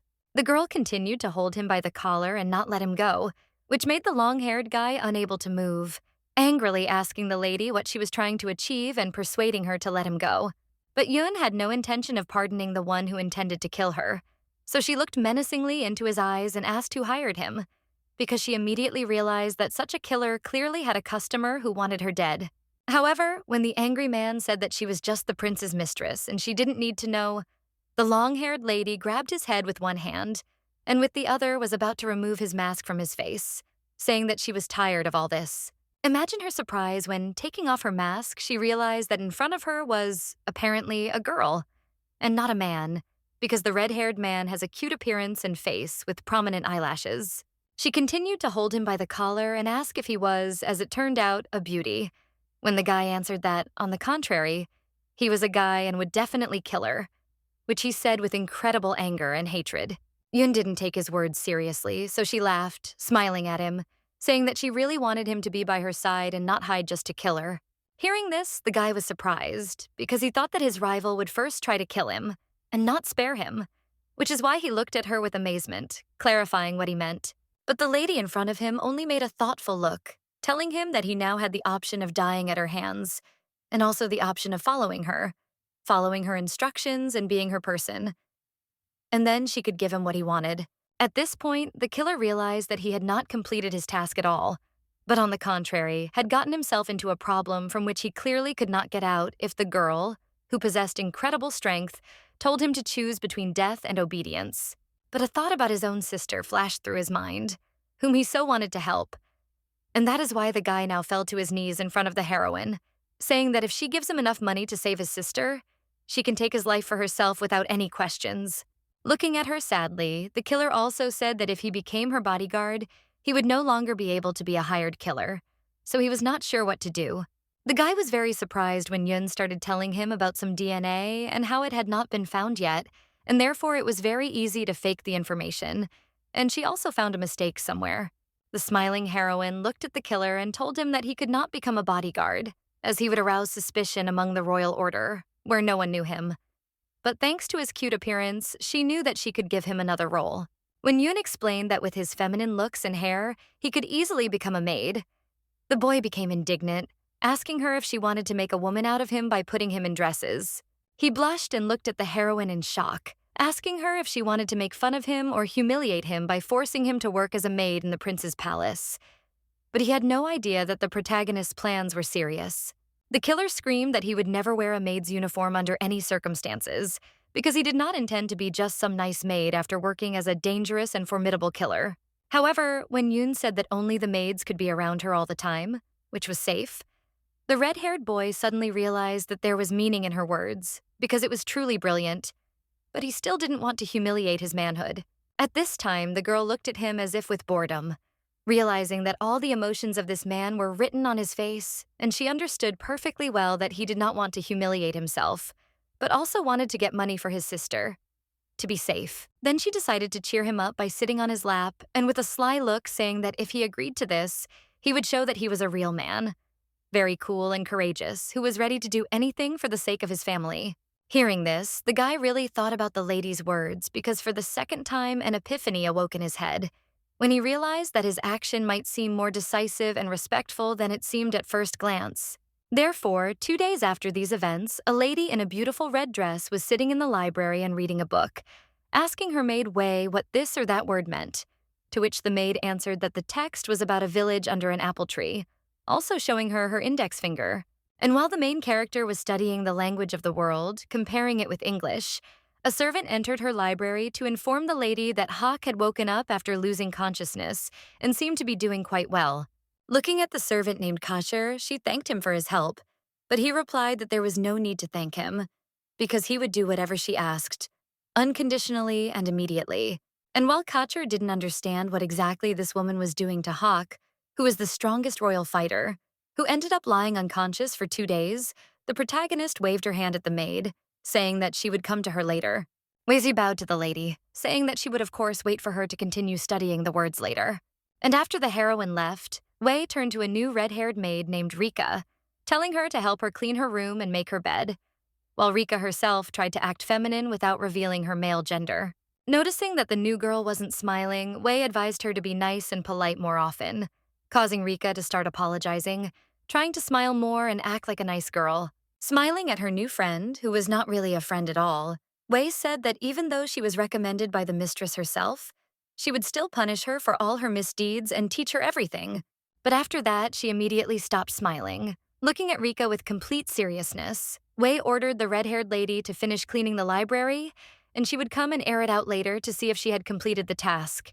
But upon hearing that Rika would go without dinner today in order to constantly work and study, the killer, disguised as a sweet girl, became indignant, as if screaming in his head and telling himself why he was being punished like this. While Rika was learning all the work of a maid and was amazed at her new duties, the main character had already entered Hawk's room and came closer to his bed, where he was lying, telling him not to move or get up. But the guy was still surprised by the appearance of the prince's mistress, looking at her with amazement. And that's why he asked what she was doing here, as if he didn't think that the first person who would want to see him would be Yun. Coming closer to him in a red short dress, the lady admitted that she was worried about him because he had been unconscious for 2 whole days, which made her think about the most terrible things. So she asked Hawk with complete seriousness and even excitement how he felt, looking at him with her dark and shining eyes, in which there was always energy and life. However, the man in the bed in front of her never answered the question of how he felt, because he only apologized for passing out and for making her worry, saying that he would now train twice as hard to be worthy of her. But the lady in the black and red dress standing in front of him said that she had spent all of the killer's magical power on him, and if she relied only on his mana, then there would be very little chance of success for both of them, practically none. The girl in front of him also said that she continued to use his magic even after he passed out, for which she apologizes profusely, and says that she understands why he was unconscious for 2 whole days. But the one with black eyes, bangs, and a noticeable scar on his face looked at the girl with honesty and sincerity, admitting that he never really understood her thoughts. The surprised girl was silent and listened to the guy telling her that she was the prince's beloved, and that if he took the throne, she would become a queen, which was also incredibly promising. So when he was now lying in bed and looking at her, and also lowering his head down, he asked the brave lady why a lady like her wanted to practice martial arts and fighting. But the girl stood in front of him and his bed, saying that she did not consider him unworthy of her at all, because he was the only person she could trust completely. The surprised boy opened his eyes wider, asking Yun what she meant, but suddenly the girl outdid him, sitting down on the bed and putting her index finger to her lips, telling him to be quieter and answer his question about who he would save if she and the prince needed help at the same time. And Hawk couldn't answer the girl the first time, because he looked at her in shock and understood that the lady wanted to know who he was more loyal to, Yun or the third prince.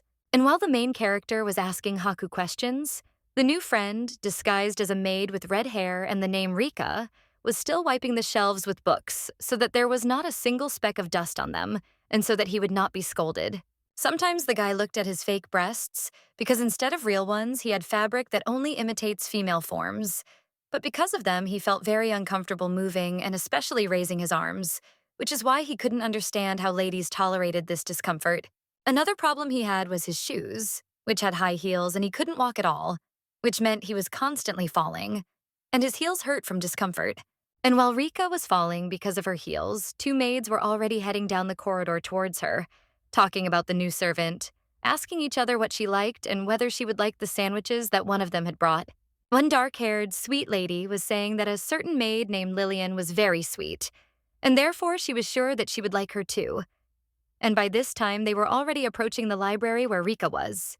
But as soon as they entered the library, they saw a new maid, seemingly confused, holding something strange in her hands and looking at them with shock, as if the 2 friends had entered completely unexpectedly.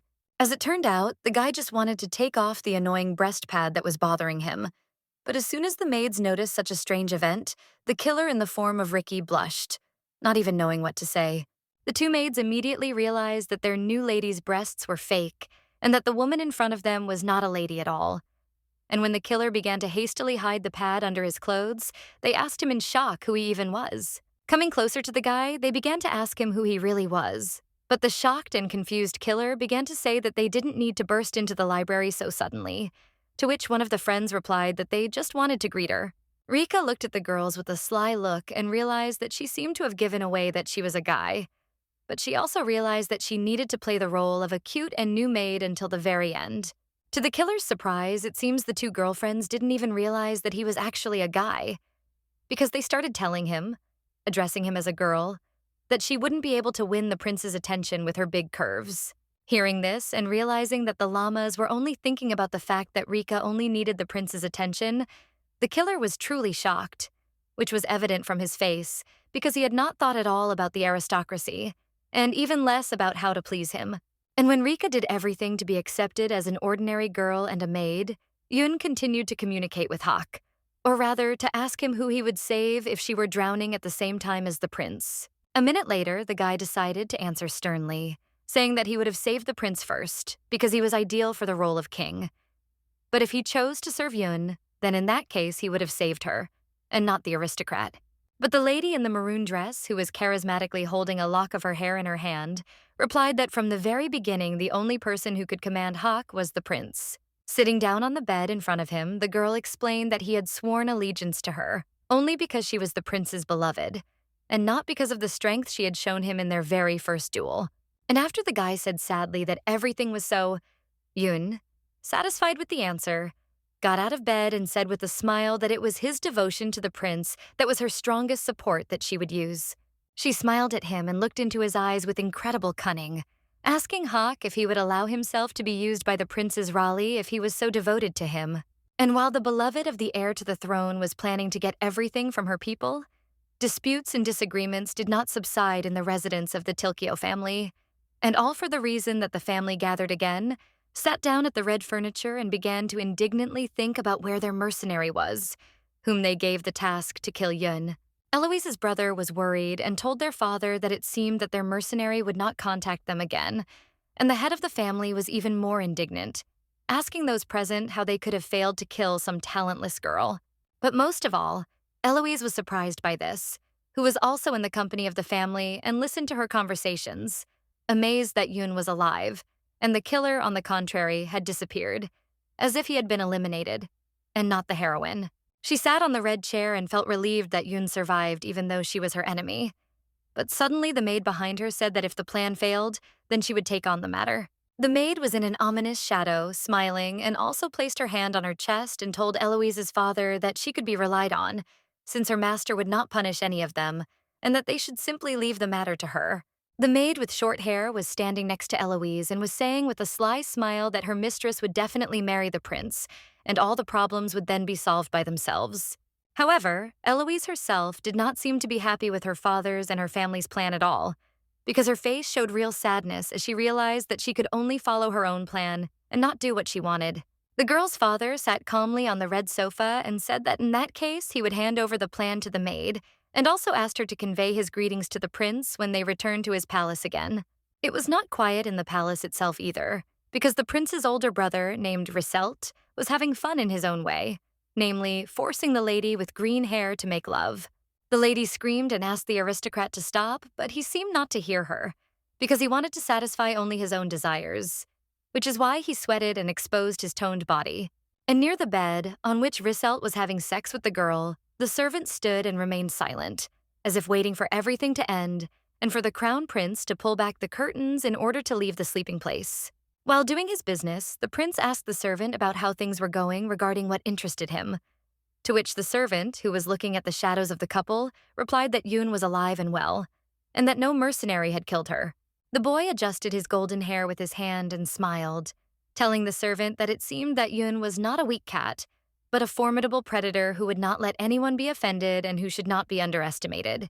Kaka remained calm, asking Mr. Risselt if he needed to send people to resolve the matter, considering that the heroine was still alive. At the same time as he wanted to satisfy his desires thanks to the green-haired lady, he also remembered the appearance of the protagonist, who seemed to have charmed him, and he especially remembered her eyes, because of which he tried to find her in other girls. Just thinking about the main character made the blonde man even more excited, and so he treated the lady in front of him like a doll, thanks to which he could represent Yun instead of her. At the same time, the main character was busy with her plans, which is why she was in front of Hak, explaining to him that she needed reliable people whom she would successfully use. And Hak was shocked when the heroine offered him to be used by her. But he himself understood that he had no choice, because Yun was using his devotion to the prince for his own purposes. So, while in bed, he agreed with the girl, after which he asked what to do now with the killer who wanted to kill her, and whether she really wanted to use his magical abilities for herself. Hak warned the girl that he was a murderer and therefore should not be trusted, But the lady only raised her hand to her face and said that she only needed strength from him, and the murderer himself needed help, because he wanted to save his sister. The lady just remembered the moment when he fell on his knees before her and began to talk about his sister, the only person close to him, for whom he wants to do everything possible, just to save her. Yun also remembered that, according to the killer's story, his sister with a long red braid was taken by slave traders and made a slave out of her, which is why he wants to return her and give her freedom. Hak bowed his head and said that in that case it would take a lot of money to buy out the mercenary's sister, because now it is not ordinary people who can afford a slave but real rich people. And when Yun admitted that she had absolutely no funds at the moment, because the prince had only given her dresses and weapons, Hak said that he had savings, which seemed to be enough to ransom the girl. But the main Garyon, crazy with her ideas, looked at Hak and thanked him for his help, and said that she would not pay a penny for the ransom, because if the slave trader stole her, then he could do the same. The surprised guy looked at the lady as she stood in front of him and said that what she hated most was when people were traded, when people were exchanged for something, as in deals, as if they were animals or currency. The amazed Hawk looked at the girl and admitted to her that she had just said exactly the same phrase that the prince had once said to him, which is why he thought that she was very similar to him. The main character was also surprised by this, asking Hak what he meant and looking at him with genuine interest. But as it turned out, the knight was referring to events from the past. The thing is, when he first met the prince, when he was kneeling before him with his bare torso, he cut the chains that bound Hawk's hands with one blow of his sword, and then told him that they were all people, not slaves. That's why now he looked at the lady with a smile, telling her that incident and also adding to his words, saying that although they are real, royal persons, they treat slaves the same way as people. Hawk's words left the girl silent and thinking, causing the room to go dead silent, and Yoon looked at his bodyguard with his lips parted. While Hawk was revealing a new side to his mistress and telling her his past, Rika, who is actually a red-haired assassin, was doing her job, which is why she was now carrying a tray with a drink in her hands after cleaning the room. In the role of Ricky, he complained that the uniform was extremely comfortable and that he was literally showered with work, punished for the slightest offense, and now he was carrying the potion for the aristocrats for a kilometer because the palace was incredibly large. He felt pain and discomfort, which caused tears to appear in his eyes, and the guy himself made the most realistic expressions of discomfort, because his feet hurt because of the high heels, but he still endured all the pain for the sake of his sister. It was her that he remembered in his head, recalling her simple dress, long red hair, and the smile that she gave him when she was free, which made the guy want to cry now, but he wanted to save her even more. With these thoughts, he went out into the street with a tray, after which he saw on his way a servant who stood near the building and guarded everything around, and the mercenary looked at him and already wanted to clarify the right way. Coming closer, which is why the servant paid attention to the cute maid, the lady asked him where exactly she could find Mrs. Yun to give her the decoction, but Rika had no idea how the butler would react. The first thing he wanted to do was scold the maid for addressing him without his name, telling her angrily that he should be called Kacher before asking anything. However, as soon as he saw the incredible, sweet lady with bright hair and long eyelashes in front of him, Kacher immediately fell silent, and she herself told him that she was new here, so she apologized for everything. He couldn't take his eyes off Rika, not realizing that she was actually a guy, and that's why he perceived her as a real beauty, whom he was seeing so close for the first time, and who came up to him herself in order to talk. And while Kacher was falling in love with the guy, and the hired killer himself was carrying a tray with a decoction to the main character, Result was sitting with his mistress on a red sofa and holding something in his hand, when the black-haired lady explained to him that her mother did not allow her to leave the house often. The lady said that her mother always treated her like a child, and that is why she could only see him during practice in the palace. But at that time, the blonde man next to her was calmly opening a white candy from a wrapper.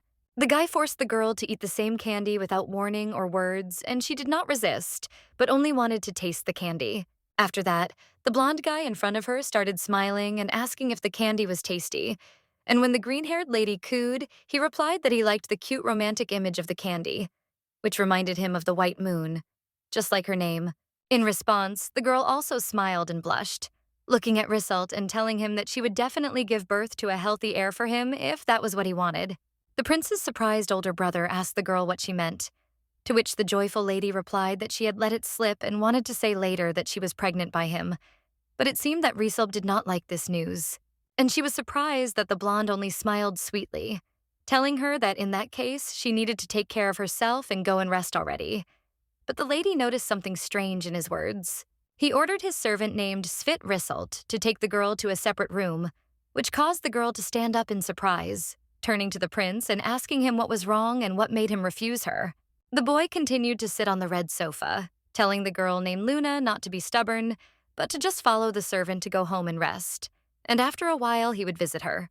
The lady was so happy about this that she left the prince with a smile, hoping that her boyfriend would return to her. But she had no idea that the smiling Risselt had no intention of fulfilling what he had promised her. At this time, Rika had already brought a tray with the decoction to Hawk's bedroom, where Yoon was, which is why the guy and the master looked at the maid when she said that she brought what they asked for, where the trio intended to save the mercenary's sister, and Kacher, who actually really liked Rika, also volunteered to help them. While the main character and her friends were already making a plan for how she wanted to save the mercenary's sister from slavery on a farm, Eloise was at another etiquette lesson, where the teacher was explaining to the students how to attract the attention of the prince. All the noble young ladies listened to her, because they all intended to learn everything and be as interesting as possible in order to attract the attention of the prince to be the queen of the state. But Eloise was not so much worried about her classes as about the disappearance of her friend named Luna, with whom she often went to these classes, so she looked at the teacher and asked her where her friend was. Hearing that Luna was on sick leave, Eloise was upset. But behind her back, she began to hear gossip from the ladies that Luna's carriage had overturned on the way home. And people also saw her holding her stomach after falling, when there was a lot of blood under her feet. As soon as they called Luna slutty just because she was pregnant, Eloise decided to turn to the gossips and look at them menacingly, saying that they were talking too much and that she had the right to cut out their tongues for such words. They, being baronesses, did not want to quarrel with the Duchess, so they became quiet, apologizing for their behavior and moving away from the heroine, explaining that they did not know at all that she was friends with Luna. They lowered their heads in shame and said that they would never say such a thing again, and that they were asking her to forgive them for their rudeness and impoliteness. But Eloise was just about to turn her back on them, warning in a menacing voice that there would be no next time, so they must watch what they said carefully. Eloise decided to visit her friend and soon found herself in front of Luna's mother, who said that her daughter was not feeling well, but she was very glad that Eliza had come to visit her. The purple-haired lady was surprised by the fact that, according to her mother, Luna had lost a lot of weight, and therefore it would be good if Eloise made her eat. Only because of these words, the Duchess began to worry more. Then Eloise immediately found herself in her friend's room, where she stopped in front of the red bed, telling Luna that she came to support her and to visit. But the girl herself in the bed did not open the canopy. And as soon as the regent looked at the moon, she saw her big and pale friend, who was lying in bed and did not move at all, and her eyes were empty and very dark. Struck by such a picture, Eloise covered her mouth in surprise, looking at her friend's pale, almost white face and telling her that she looked almost like a dead person, which is why she asked what happened to her. After the maid left the room, Eloise told Luna that they could talk in private and also told her in front of her that she was very worried about her and therefore wanted to know what happened. When the grief-stricken Luna whispered helplessly that her child was no more, Eloise took her friend's hand and sadly said that the most important thing now was her health, and she would be able to give birth to a child later. The girl sold her friend her hand, telling her that she was her only friend, to whom she wanted to bring her favorite snacks, work with her with spiritual stones, and also for her sake she found a gold mine. But the green-haired lady covered her tear-stained eyes with her wrist, telling her that the second prince never came to her, and now she would not be able to have children at all. Hearing this, the shocked Eloise froze, listening from Luna that Risselt promised to come to her, but never did, which is why she now thinks that he blames her for the loss of his child. After some time, the main character, along with Hawk, Rika, and others, was already in the Night Throat to carry out their plan to save the assassin's sister, which they had discussed earlier. Yoon looked at the city and told Hawk, who was standing next to her, that everything should go according to their plan and no one should be noticed, much less exposed, because they had carefully disguised themselves before this. Kacher was also forced to dress up as a woman, and Rika was standing next to her when they both told Yoon that they understood the whole plan and were ready to carry it out. But Kacher thought that his costume was ugly, unlike Rika's. So when the guy who was actually following the heroes on the prince's orders looked at Riku and wanted to address her because he noticed something strange about her behavior. But Rika began to look even more strange and suspicious in Kacher's eyes. because she smiled at him and asked if he was missing something, smiling at him so falsely that the guy got scared. He looked at the lady with fear, not understanding whether Rika was angry with him because of something, or specifically because he began to look at her often and give signs of attention. At that time, Yoon looked at the map, and thanks to it, she understood the location of the basement in the farm where the slave was. But she worriedly asked everyone why there were 10 guards there, and only one of them owned magic, which was not safe for them. Kacher, in the role of a woman, told the heroine, gesturing with his hand, that this was all because of the knowledge of mana, and the surprised heroine wanted to turn to him and ask what it was, which made the guy surprised, not understanding how Yoon had not heard this before. Having imagined the silhouette of a little boy in his head, the guy said that for mana, you need to find a spiritual stone, and then perform the awakening ritual before the age of 12 in the presence of a spiritual magician. Imagining the magician touching the boy's forehead with his finger, Kacher added to his story that this is why it is impossible for most ordinary people to awaken their abilities, and it is enough to have one person on the slave farm who possesses magic. Hak and Yoon listened to Kacher, who looked at the lady and said that of course there are exceptions, because there are those who are gifted with abilities and can awaken magic in themselves on their own. Pointing to the tall Hak in black robes, Kacher just said that this is exactly what happened to this guy, thanks to which he has magic and no one else is needed. At that moment, darkness seemed to set in among the main character, because with the map in her hand, she realized that in this world, the slave system and magic that makes others stronger began to decide Vasya. And it was these thoughts that made her draw the blade of her bright red mencha, ordering everyone to begin their actions, without killing anyone or making noise so that they would not attract too much attention. After that, she went along with Hak along the road, telling him that Rika and Kacher should wait for a convenient moment before entering the basement itself, where the slaves are located. And after a while, Yoon and Hak were already executing the plan, because they were distracting the guards, and therefore they were running down the street talking about how the guards were even weaker than they initially thought, because they only had clubs with them. Meanwhile, Rika and Kacher were able to successfully penetrate into the basement itself, when the guy in the guise of a girl held a torch in his hand, and the hired killer, also playing a maid, went down ahead of him. Sometimes he turned to Kacher and said, addressing himself as a girl, that according to the carriages, there should be a prison ahead of them and a lot of slaves, whom they had come to free.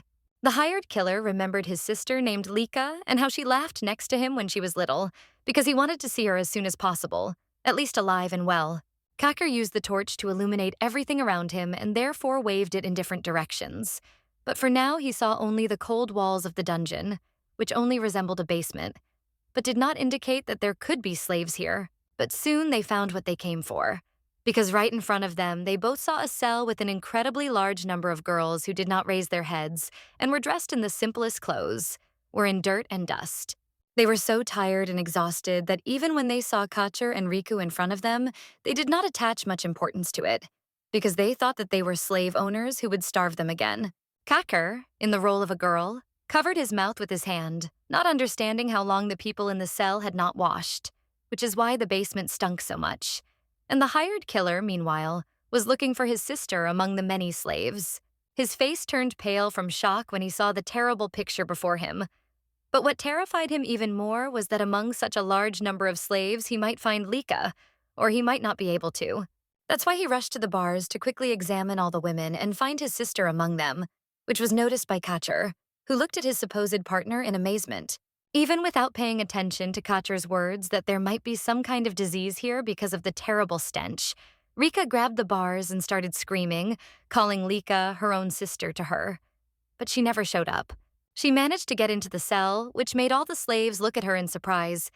But he ran his eyes over each one and could not find a loved one among the women, which frightened her even more. Also, Rika, leaning forward, began to ask each slave if they knew a girl named Lika, who was currently 13 years old. But everyone was silent and only said that this was not the kind of place where people usually lingered for a long time. Looking at her partner in shock, Rika realized that judging by the girl's stories, this was not a place for slaves, because the guards here were of noble origin, and they did not know that the future fate of these women was slavery. Kacher, who was holding a torch in his hand and looked like a lady, looked at Riku in the same way. But he only understood that most likely they would not find Lika here, if the ladies themselves told them that they would not stay here for long. They both stopped because a sad and devastated Rika told Kacher that Lika was definitely not here, and they should go back and look for her somewhere else. And while Kacher and the hired killer were disappointed that Liku were not ours, Hawk and the main character were also in a dark place, where only a torch was shining on the wall, illuminating the black corridors and black bars. Yoon made every opponent fall to the floor and lose consciousness with one blow, so that she wouldn't have any problems with the murders in the future. There were already 8 guys she had defeated lying on the floor, but none of them had magical mana, as Haku said, holding 2 red swords in her hands. Looking at all the commoners she had made lose consciousness and fall to the floor, the girl did not understand why there were no signals from Kasher and Rika, and whether it was because they had not found their sister. But when she told Haku to find the 2 remaining guards in order to finish them off, the lady had no idea that there was not just a cage on her head, but an extraordinary person with magical abilities in it. It turned out to be a boy with snow-white hair, a tail, and big ears who called Hawk and Yoon brother and sister, begging them to free him from the cage, after which he would serve them for eternity. Noticing that the white-haired boy had ears on his head, Yoon was surprised, as she had never seen such guys before. And because of this, she asked Hawk what kind of creature was in the cage above their heads. Hawk looked at the boy in the cage in the same stunned way, telling the lady that it was a werewolf. But this was the first time he saw one like this, which was very rare and unusual. Imagining the host wanting to sell a werewolf to rich viewers at an auction, Hawk told Yoon that werewolves are usually bought by rich people, and that werewolves like him are very expensive, but they treat him like a pet. Looking at the snow-white appearance of the werewolf in the cage, the couple realized that he was truly incredibly expensive and valuable. Yoon was telling Haku next to her that she couldn't imagine how a child could be sold as a pet, because right in front of her she saw a little werewolf who had already been sent into slavery, but she still took her red sword in her hands, which glowed even brighter, because she was preparing to swing it in front of the werewolf's cage so that the shock wave would destroy it and the boy could get out. Hawk wanted to ask the lady what she intended to do, but it was too late, because the lady had already swung the red blade of the sword as hard and as wide as possible, causing a bright red beam to appear. And the beam itself could not touch the werewolf in the cage, but only flew in front of him. But this also made the boy afraid and move his hand away from the bars. As the main character said, with one blow she managed to open the cage even without any key, thanks to which she was able to examine the werewolf, who did not want to go down because he was afraid. Hack at this time managed to tell the lady that she shouldn't trust werewolves, because as he knows, they can be insidious and aggressive. But it seems that the white-haired boy himself had not only a beautiful appearance, but also an innocent character. However, Yoon still told Haku that she wanted to lend the werewolf a helping hand, even though she knew rumors of their evil nature, which she did, telling the boy to jump so she could catch him easily. And the boy trusted the main character, which is why he jumped from the cage straight into her hands, and Yoon managed to catch him without any injuries or mutilations. Raising his face to the lady, the white-haired boy with a large mustache looked happily at Yoon and said that he hadn't hit himself at all, which the protagonist was happy about, saying that it was very good. Looking at the heroine with his large, green, and at the same time golden eyes, the werewolf thanked the girl for saving him with such joy that he showed his small fangs because of his smile. But the heroine did not expect at all that immediately after the words of gratitude, the boy bit her on the shoulder so hard that the wound would start to bleed, and the boy himself would drink her blood with pleasure. After that, he immediately began to run away from them, while Hawk anxiously ran to the heroine and began to ask how the miss was feeling. But Yoon did not answer. She felt incredible pain in her shoulder.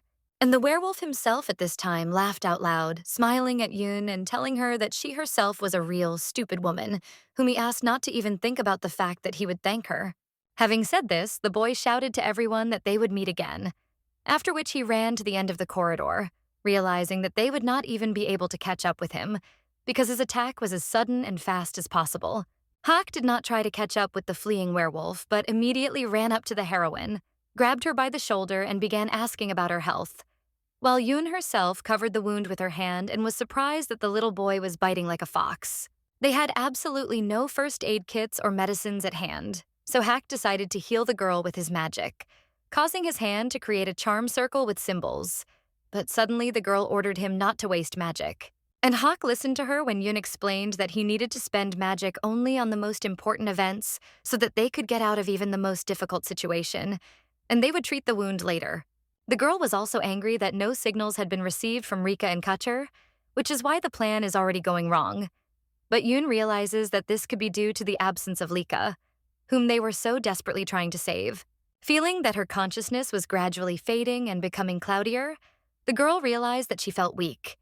But Hack quickly brought her to her senses, picked her up in his arms, and explained that due to the werewolf bite, she might pass out for a while. The calm girl thanked the guy for his help, while the guy with dark skin and a scar on his face said that now it would be best to find Riku and Kachur to unite and figure out what to do next. And while the couple was already intending to look for Rika with Kachur, two guys, only playing girls, were in the dungeon. Because the red-haired Rika was in front of one slave, who was shouting that everything was fine with her sister. She had never been sick, and she was in good health. But out of anger, Rika grabbed one girl by the collar, ordering her not to say stupid things because he was sure she was lying. But Kachur continued to tell Rika to calm down and not touch the slave. However, when Rika heard from one of the slaves that it seemed like her sister was thrown out like a dog when she got sick, the red-haired llama, who was actually a guy, realized in shock that Lika was definitely not there. In defeat, she began to groan, asking the slave where they throw out unwanted slaves, to which she replied that she did not know because all the sick girls from this dungeon were taken away by the guards. And while Rika understood that her sister was definitely not here, the werewolf with snow-white hair and ears continued to run with a sly smile because he was glad that his fangs worked. He ran, thinking to himself that he would never trust the words of that woman with a long tail. And also, in 2 days of imprisonment, he was still unable to find traces of his sister in this dungeon. But suddenly, he couldn't even move because his body suddenly became heavy and uncontrollable, causing him to grab his throat and with shock on his face try to understand what was happening to him. The guy briefly remembered the appearance of the girl he had bitten earlier, seeming to guess that he was feeling all this because of the blood of that abnormal woman. However, when he tried to understand what was happening to him, he did not expect that his palm would be pierced through by a sharp spear, causing blood to flow from his hand like a river. Two guards immediately appeared in front of the werewolf, ran up to the escaped boy, and used their own spear to force him to stop running, shouting to each other that one of the prisoners had decided to escape. The two guys started laughing at the werewolf and saying that he was the Count's property, and therefore they had no right to let him escape. And now they would even bring a new cage so that the boy would be locked up again. They also talked about how such a boy could get out of the cage, and while the werewolf himself seemed to be planning something serious, the guards said that it didn't matter, because now they needed to greet the Count with dignity. And they did not expect at all that the werewolf would not give up, but with his incredible strength would pierce the body of one of the guards with his hand, shouting at them to all die quickly, like dogs. With exactly the same force, he pulled his hand out of the guard's body, which caused even more bloodshed. And the werewolf himself told the guard that he was not a pet, so that they could humiliate him and the entire werewolf race. With his face covered in blood, the snow-white werewolf turned his head towards the still-living but stunned guard and calmly told him that humans were very pathetic creatures who should die. But this only made the guard even more angry, so he gritted his teeth and asked the werewolf how he dared to kill someone here, like a true monster who had no conscience, no regrets, and no manners. Therefore, the guy began to create a magical green ball in his hands for attack, shouting at the werewolf so that he would not consider himself the Count's most precious toy, because he was just a commodity, albeit a luxurious one for aristocrats. However, the snow-white werewolf also accumulated red and glowing magical power in his hand, asking the enemy with a smile how he could talk to him like that if he only had the 4th level of charms. And while the shocked guard realized that it seemed that his strength was several times weaker than his opponent, the white-haired boy had already rushed at him with a crazy smile, because now he incredibly wanted to quickly deal with the one he hated with all his soul.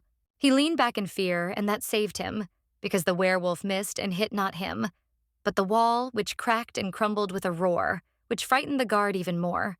He understood that the beast in front of him was several times stronger, but the guard did not want to give up, so he decided to swing his poisonous magic at him, asking the boy how he dared raise his hand against a person when he himself was just a pet.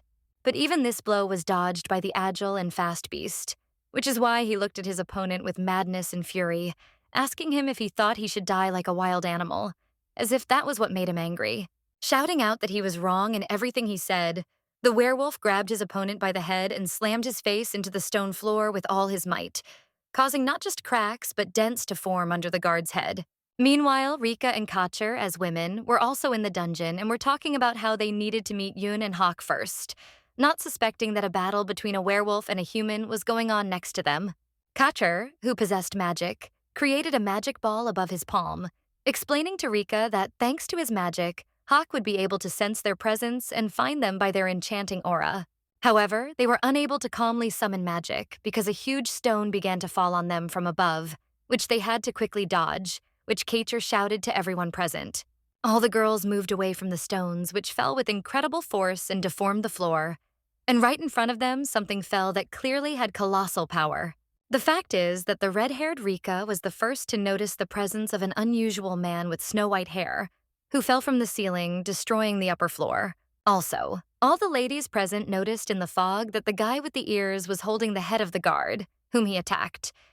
But what surprised them most was the werewolf himself. That was why Rika looked at the werewolf with shock on her face, not understanding where he could have come from in such a place, who was now beating the guard as if he wanted to kill him as soon as possible because of his enormous hatred. Preparing a second attack with his spells in order to finally kill the guard, the werewolf, mad with rage, looked at his victim with his crazy eyes and said that now she would go to heaven. However, he never managed to accomplish what he had planned, because just as suddenly as he appeared in the basement, magical purple chains flew at him, which immediately stopped the chaos and disorder.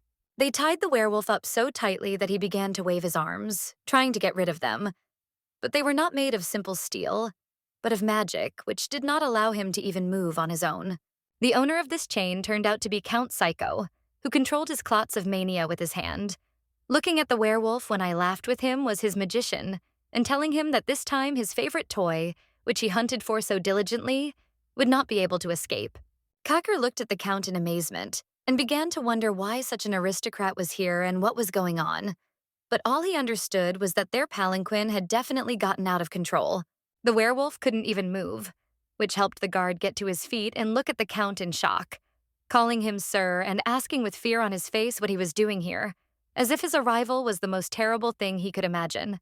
But he simply walked up to the werewolf and picked him up with one hand like a cat, telling everyone from the shadows that he couldn't let his beloved pet escape, and so he came here to settle the conflict. Immediately falling to his knees before his master, the guard began to justify himself, saying that he was not guilty of anything and that it was just a series of accidents, because unknown persons had entered the dungeon and created chaos. After telling the servant that he hated people like him, the Count, with one decision, caused the guard to die, causing a lot of blood to flow from his body.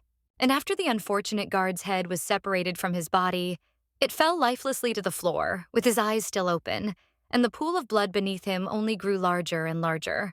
Having dealt with the one who had failed to fulfill his duties, the Count ordered his magician to bring pliers, because he had grabbed the werewolf by the collar and was already intending to punish him for the noise in the dungeon and the escape. Telling the boy that his fangs had grown too fast, the Count grabbed the werewolf by the face as he begged his master not to hurt him, but the old man did not hear him, because he wanted to cause harm more and more. That's why he took the pliers in his hands and began to pull out the werewolf's fang without any fear or hesitation, which is why blood gradually began to appear in the boy's mouth. The werewolf screamed in pain and told the master to stop tormenting him, but the Count only continued to pull out the boy's fangs with a smile on his face, as if this was exactly what his pet deserved. After the Count removed the fang from the werewolf's mouth and released him, he hung his head weakly, while blood dripped from his face. And the Count told him that his fang, like that of other werewolves, would grow back with age, so there was no need to worry. So the Count ordered his faithful servant in a blue cape to kill everyone on this slave farm because an epidemic had developed there, to which the subordinate replied that he would do as he was ordered. Hearing this, all the slaves became so agitated and panicked that they began to run away in all directions, not understanding how they could save themselves, since some of them were still healthy. But even their Count ordered them to be killed like a flock of sheep. The first to object to the Count was Rika, who was about to shout the most offensive words in the world at the gentleman, but her mouth was immediately covered by Kacher in the form of a girl, who said with shock that they had better remain silent because they could reveal themselves. Kacher also shouted at Rika to find Yoon and Hawk right now so that they could make important decisions later and not give in to emotions, because the whole situation was not going according to plan anyway. However, the mage of the Count had already begun to carry out the order of his master, and therefore he swung at one simple slave, who fell to the floor in fear. But this did not stop the guy, because he was already preparing his deadly magic for her. The girl screamed that she didn't want to die and therefore asked to spare the magician if he had a kind heart. But he seemed not to hear everything around him, because he was already raising his hand in order to hit the girl with his purple beam. And he did what the Count ordered him to do, not even intending to think about whether it was right, because his violet-white beam seemed to be able to cut through the air with its blinding light. But for Ma, not everything turned out to be so simple, because his magic immediately evaporated and disappeared because of one red sword, which pierced the stone between the girl and him with a ringing sound, which made the slave look at him in shock. And Rika and Kacher noticed the red sword, with shock on their faces, realizing that Yoon was somewhere nearby. If her sword immediately made the magician stop and everyone look at the owner of the sword, who liked the chaos the least. Everyone present noticed not only the angry Yoon, ready to kill everyone for the injustice, but also her loyal bodyguard Hawk, who was wiping the dust from his face and telling the lady that she had thrown the sword correctly, preventing the magical attack. With her madness from the rage and anger accumulated in her soul, she looked at everyone and asked what they thought of human life if they allowed themselves to kill innocents as if they were the main sinners of the world. And the first person the lady saw among the crowd of people was the same Count who at the very beginning tried to touch her with his dirty hands, while looking at her as if she were prey. The Count himself remembered very well that lady who possessed incredible strength, who was able to leave the arena, defeating the opponent and jumping onto the fence right in front of him, which made him scared. But even more, he remembered that she called him a pathetic piece of trash at that moment. While the Count was indignant, asking if she was the prince's beloved, Yoon looked at him with a grin and honestly said that she didn't think that they would meet so soon, and in a larger company. That's why he looked at her in surprise and understood that it seemed like getting involved with her was a bad idea. But he also had a huge desire to take revenge on the heroine for all the rudeness she had caused him. And the werewolf himself could not move because of the magic chain, which is why he had to silently endure the pain in his mouth and listen to the Count's words, saying that the werewolf was his toy. And even if she was the prince's beloved, Yoon had no right to prevent him from disposing of people. Now the blonde-haired Count calmly looked at Yoon and told her that she had nothing to do with it, because she too was only the prince's toy, and not his real woman, whom he was capable of loving. As soon as he said something rude, Hawk immediately stood up for Yoon and took a step forward, sternly telling his opponent to watch his language, because otherwise he would teach him how to speak to a girl correctly. But suddenly he looked at his mistress, who calmly told everyone accompanying him that the Count was right, because she really had no right to forbid him from disposing of the slaves. However, immediately after this, she began to look at the Count with her maddened eyes, and ask him what significance this had if she understood that he was a non-entity who deserved the most severe punishment. Shocked Kacher, in the role of the girl, looked at his partner with incredible shock, which Rika did too, because it meant that Yoon did not want to leave the Count alone at all. The girls were no less surprised by this, and were shocked that a crazy madam, who had a red sword and the status of the prince's lover, began to stand up for them. But the Count was already fed up with all this, and then he became even more angry, gritting his teeth and thinking that the woman in front of him clearly did not see any boundaries, and therefore he could put her in her place if Yoon was so impudent and ill-mannered. Glancing at her angrily, Giprov said that she was the only woman in his life who allowed herself to talk to men like that and help him. He was not surprised that she did not understand why he killed slaves. But the main character was not at all frightened by the Count's words, so she slowly walked towards him, holding her red sword in her hand and about to take up the second one, asking him what she should pay him for. The lady explained that the lives of slaves had nothing to do with it, because their lives were just as valuable as the lives of the Counts. And it was with these words that she approached her sword and the girl, who was so frightened that she could not get to her feet. Taking her katana in her hand, the girl looked intently at the slave and loudly told everyone that slaves were exactly the same people as she was, who deserved the best, and not a dark basement, dust and death from hunger. And while the Count laughed at her words as if Yoon had told him a joke, the slave looked at the protagonist with tired and frightened eyes, which looked even sadder against the backdrop of the girl's thin face and dirty clothes. The laughing old man in the expensive suit admitted that her words were the funniest of all that he had ever heard, because he had long ago realized that in this world the strongest survives, and truth does not exist. It is simply invented by man. Gracefully raising his hands up, the old man began to loudly say that if all these slaves were not killed, they would spread an epidemic, and it was also unknown where they would go and what they would do when they were free. Therefore, he was even doing a good deed, as he himself believed. However, when he raised his hands up again, he proclaimed that due to his kind heart, he would still order the servants not to kill the slaves, and he also proclaimed that from now on they were all free, although he did this only so that he would not get into trouble with Yoon and the prince later. All the girls fell silent and lowered their heads, as if they did not believe the words of such a terrible person as the Count, who had made them suffer all their lives and now suddenly said something about their freedom. But some of them quickly realized that if they begged the Count to spare their lives, perhaps the Lord would listen to them and have mercy, because Yoon was also able to convince him. That is why they fell on their knees before him and began to loudly ask the Count to help them survive and grant them life in exchange for the fact that they would work for him forever as faithfully as dogs.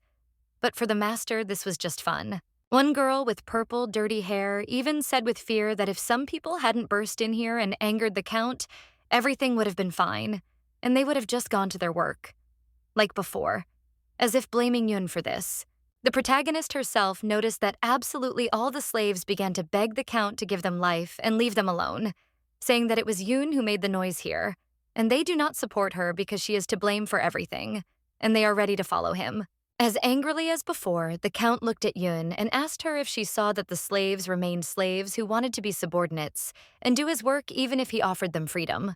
Out of rage, he raised his hand, in which he held the magic chain, and because of which he froze the werewolf to raise his head, shouting to everyone that it was he who gave them life, and therefore everyone should be grateful to him for food and a roof over their heads.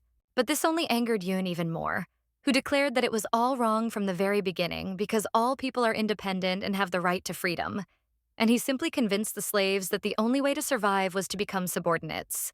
Telling the Count not to make her laugh, the girl, in a fit of mad rage, said that he had deprived them of their dignity and forced them to be slaves in order to successfully use them, and now he calls all his machinations salvation. The red-haired Rika also thought about this and told Kacher, who was standing next to her, that if it weren't for the nobles, her sister would be alive, but now she can't even understand where she is, which scares him to death. Tears welled up on her face, and she muttered through her teeth in rage that all the problems came precisely because of the aristocrats who allowed themselves everything. And at that time, Kacher looked at her in surprise and understood the pain her partner was feeling.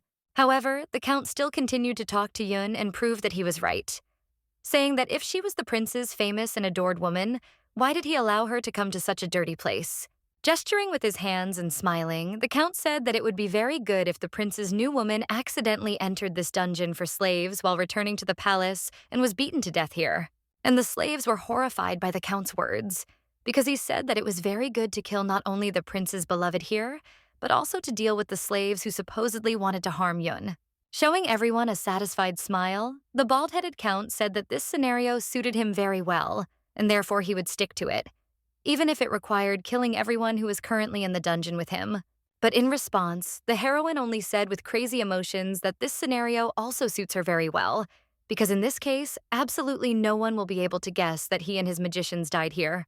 That's why the girl was already holding 2 red swords in her hands, preparing for battle when the Count already ordered a crowd of his magicians to attack the heroine and her bodyguard, shouting that she wouldn't even be able to fight back. As they ran screaming at Hawk and the lady, intending to attack first, the dark-skinned boy next to Yoon leaned over to her and calmly told her not to worry, as his strength was enough to deal with them without making her get her hands dirty. He also told Yoon with a stern face that if the prince found out about what happened here, he told the girl to put all the blame on him, saying that he had gone crazy and killed all the opponents. But suddenly Yoon interrupted his words, showing him her index finger and hinting to be quieter, which surprised Hawk, but the girl herself wanted to tell him with a smile that this version of events did not suit her. After silencing the guy, she calmly walked forward without saying a word, causing Hawk to look at her in surprise and wait for the moment when Yoon would do what she had planned. Yoon wanted to shout her words with all her might, raising her sword and telling the slaves that they were not animals who had to follow the orders of the aristocrats, but those who were equal to them, and they were obliged to have freedom. Pointing the bloody blade at the Count as the main problem, the girl exclaimed that it was because of this man that they could not even choose. But she was more than sure that they knew about their imminent death. That's why she shouted to everyone to listen to her and become stronger in order to wrest freedom from the Count and never serve anyone again. What was even more frightening was that according to Yoon, they all wouldn't survive if she died too. so they had to quickly decide to resist. But for now, they were all scared and trying to escape due to the excitement. There was fear and despair in their eyes, as if they were afraid just from the thought of running away, because the Count would kill them or do something even worse that would make them regret what they had done. And only that very lady, who had been sitting on the cold floor and could not get up because of fear earlier, rose to her feet and took a large stone in her hands, shouting to the other ladies that they needed to resist and achieve an independent life. At this moment, the slave girl, despite her tears, realized that she could not stand idle for long. So she was forced to fight for her freedom, because the reward for such a battle would be worthy, because it was a happy life. However, the main character could no longer be stopped, because with a mad desire to defeat the Count, she shouted to everyone to fight, even if they shed blood for their freedom. But at that moment, one slave remembered how from childhood she considered herself a weak, will-less girl, and whom rich men only looked at and told her how sweet she was that no master would buy her. She also remembers how already as an adult she knelt and worshipped some guy, who even put his foot on her and told her to lose her dignity, because she would be a slave all her life. Remembering the red-haired girl who was able to because she decided to refuse the offer to be a slave, the girl, shocked by the insight, looked around and realized that she too was a person who had a choice. But she had no idea that at that moment the very same magician who had intended to kill her from the very beginning was already swinging at her, which is why he was preparing his purple magic for her. And the main character did not allow the simple lady to be killed. She immediately waved her sword in front of the magician and forced him to retreat, also asking the slave why she still had not decided to fight. Looking at her, Yoon sternly told her that she was now calling to move in order not to die. Also, the main character asked her not to go far because she would fight with all the enemies. But for the simpleton herself, Yoon's appearance in her life was such a turning point that she continued to look at her as a god, realizing that girls can be strong and not subordinate to anyone. She watched as Yoon stood fearlessly in front of one mage and was confident that she would defeat him, while the enemy himself was already intending to use his magical powers on her, as if they would stop her. With just one swing of her sword, the girl made the magician fall to the floor and doubt his victory, because her red beam destroyed everything it was in with a roar, destroying the floor and walls of the dungeon. The magician was already afraid of the woman he was fighting, but he still stretched out his hands to attack her, while his face clearly showed emotions of fear and dread that she would be the one to take his life in disgrace. However, even a second of inattention could cost him everything, because with another magical swing of her red sword, the main character made him not only retreat, but also slip and lose his balance. And the magician hit his back hard against the wall, so much so that it itself became deformed due to his body and began to collapse even more, break into small stones and crack. Noticing this, all the girls were surprised, because for the first time they saw that a warlike woman with red swords could, with one blow, make fall the one who had ruled them for years and force them to obey. And while all the slaves were just making sure that Yoon was incredibly strong not only in body but also in spirit, the protagonist herself was shouting to her guys to help her quickly protect the girl no matter what. They all agreed to fight for their freedom, which is why the formerly weak and hopeless women grabbed stones and sticks in their hands and decided to run screaming at Mashov and the Count, intending to deal with them. And the magicians themselves did not even believe that they could overcome the crazy crowd of women, which is why they stepped aside, did not understand where to run, and barked, stretching their hands forward as if telling their opponents to stop and have mercy on them. But the one who believed in his victory more than anyone else was the Count himself, who pointed his finger at the slaves and loudly ordered his magicians to attack them, but they no longer obeyed him for fear of dying. Still, some of the sorcerers began to create purple, glowing magic to fight back. But the Count grew even more angry, ordering his subordinates to deal with the mad women like pigs. However, all the Count's hopes of winning remained dreams, because one blow from Yun was enough for everything around not only to shine with red light, but also to lift the opponents up, already exhausted and wounded. The main character, who had gone crazy, shouted at everyone not to even touch the slaves, because if anyone dared to touch them with even a finger, she would kill every single one of them personally, and would not even regret it. But this made the Count even more angry. He still could not accept the fact that he had lost. Then he watched what was happening with the scam and did not believe that his plans were being ruined by some crazy madam. However, the white-haired werewolf who had been kneeling and watching this whole time seemed to be amazed as well, which was written all over his long face as he realized that Yoon held no ill will towards him. Watching as his army of mages gradually lost to the main characters, the Count, stunned, shouted at them to hurry up and make every effort to win. But he had no idea that his words would not help defeat those who were initially ready to fight for their freedom. Because the main character and her friends had already gathered together and were looking at the results of their efforts when Yoon held the sword in her hands and told the Count that they had dealt with the last mage that was.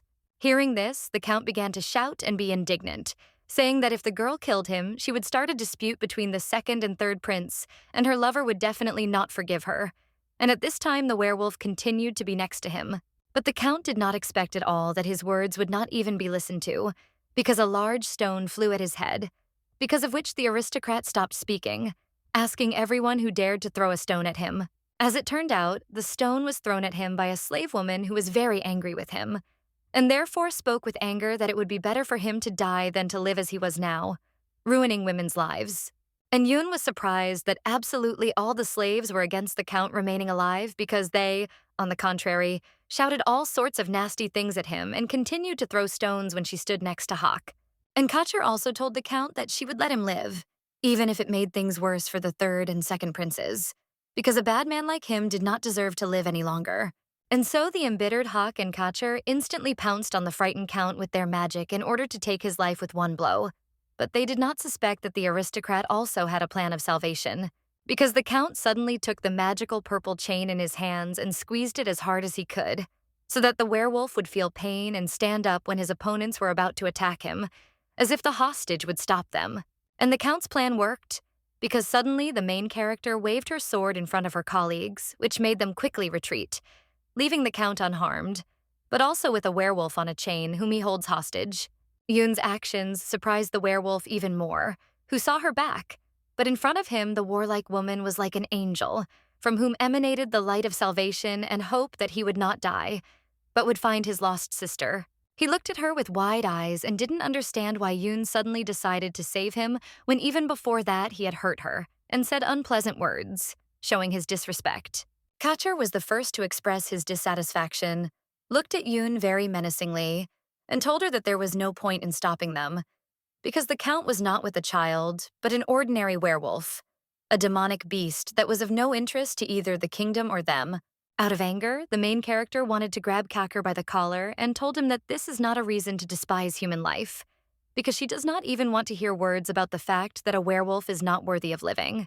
But the Count also heard Yoon's words, and he grabbed the werewolf's chain and began to tug at it specifically to show everyone his cruelty, and to say that if they did not leave him, he would kill this boy.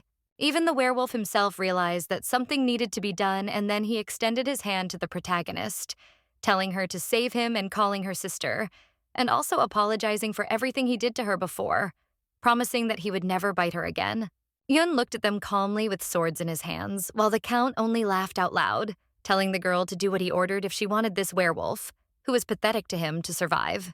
And the first thing the Count ordered was to kneel before him and apologize, saying that she was a woman and had done very bad things to him. But this did not surprise Yoon, which could not be said about Hawk, who tried to persuade the lady not to do this. The Count continued to say that she was just a pathetic creature who should worship men, but suddenly Yoon did not attack him, but only touched Hawk's chest with her hand, walking towards the Count and hinting to everyone to be calm and not to interfere. That's why the dark-skinned guy with the scar on his face watched in surprise as the lady calmly told the Count that she would do what he asked, as if she hadn't wanted to kill him before. Falling to her knees before him, she bowed low and loudly apologized for her behavior, admitting it was rude, which made the man laugh even more, keeping the werewolf chained to him. However, when the girl even apologized to him with words, the Count stopped and looked at the woman in surprise, as if he did not expect that the heroine would seriously do this, just to save the werewolf. But a second later, he started laughing again, telling Yoon that she looked extremely pathetic and funny, which is why he called her a stupid creature, while the werewolf next to him looked at Yoon with defeat. The Count didn't think at all that Yoon was just stalling for time so that one of the slaves could find a suitable, large stone and pounce on him with it to deliver the strongest blow to his head. And the aristocrat realized very late that it was all just a trap to finally finish him off. So he depicted on his face not only shock, but also fear that his life had come to an end. Immediately after the slave managed to hit the nobleman's head with a stone, she screamed in surprise. But she did so while also looking at him with shock and the realization that it was she who killed the cruel and powerful man. And at that very moment, the main character realized that she needed to act. Then she immediately rose to her feet and was about to bare the blade of her sword to deal the decisive blow to her opponent, which would end his life. Waving her hand with all her might, the girl created a red beam that not only forced the Count to let go of the werewolf, but also to tear off his hand completely, which everyone present clearly saw. The Count, now bloodied and completely stunned, began to scream in pain and tell everyone that he could not feel his hand, while the beam continued to be near his face and cut his body. And part of his body fell to the floor and did not move anymore, emitting large splashes of blood, which made everyone understand that the Count would definitely not be able to resist them, or would even die. After that, the main character stood calmly and looked at the Count, who fell on his knees and told everyone, in shock, that she would never be able to free all the slaves and that she was acting stupidly, even ridiculously. He continued to shout, telling the protagonist that even after him, a new Count will come who will hold his place firmly. And he also shouted to everyone that there will always be slaves, because commoners are slaves for aristocrats. However, no one heard his words and did not attach much importance to them, because all the slaves began to look at each other with a smile and say that Garf was dead, which made them laugh with joy. Everyone was incredibly happy that the slaves remained alive and unharmed, having defeated the magicians and the Count. But only Yoon looked at the body of the aristocrat with a sword in his hand and could not move. The thing is that after her first murder in the world, she looked at her hands and tried to calm down, find herself, or return to reality, because she doesn't believe that she could have done it. She began to have strong hallucinations, which were mixed with memories of her past life. Because there was also a moment when she was holding a gun with shaking hands, when everything was covered in blood. The first to notice the strange behavior was Kacher, who began to look suspiciously at the main character and ask her what happened, because Yoon suddenly fell silent and did nothing else. He admitted to her that she looked very strange and not like before, even telling her that she looked like she was not killing for the first time. But he did not suspect that there was an explanation for this. And the girl thought about the guy's words, lowering her head down when everything around her seemed to disappear and become darker, because all the most terrible events from the past began to emerge in her head. The most terrible event of her life happened in a metropolis, where the sky was darkening due to the onset of evening, and the lady herself was at work at the time, because she was shouting to the attacker to let the child go and calm down. When she was 22 years old, she was already a patrol officer. And so on another day of duty, she was able to notice a killer on the street who was going to kill not only himself, but also a child.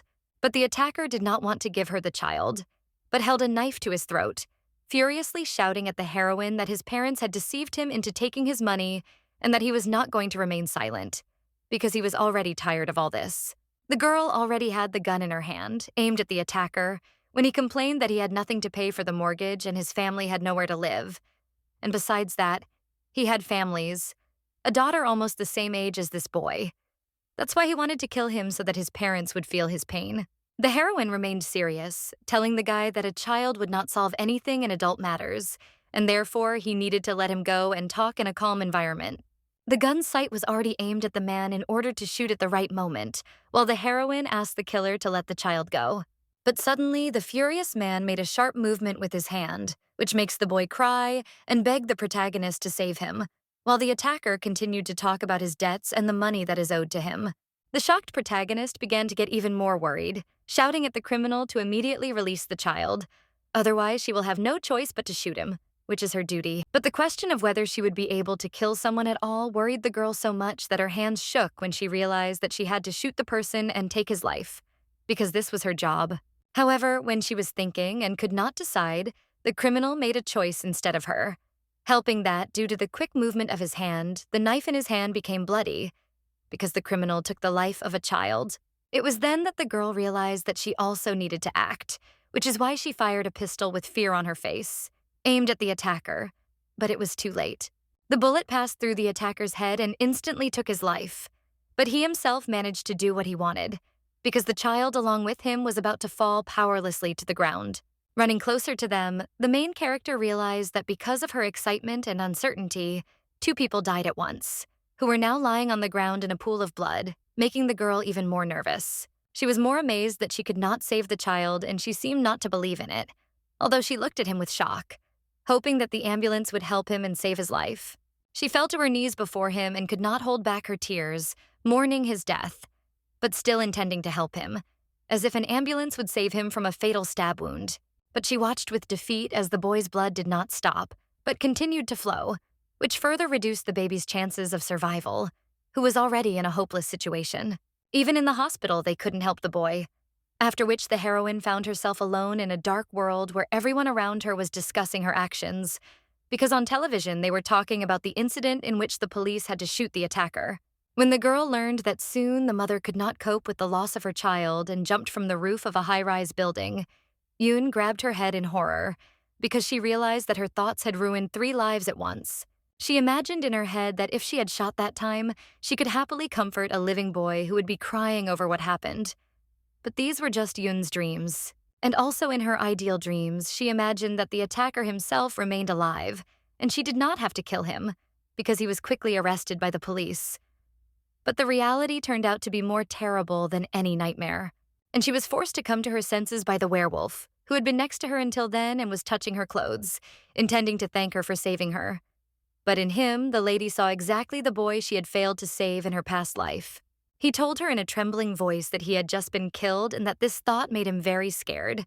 But he was extremely grateful to her for not giving in to panic in a stressful situation and saving everyone. Surprised, Yoon looked at the werewolf and seemed unable to believe that everything that had happened was real, because the boy in front of her was almost crying and thanking her for saving him, just like in her dreams, where she had managed to save the child.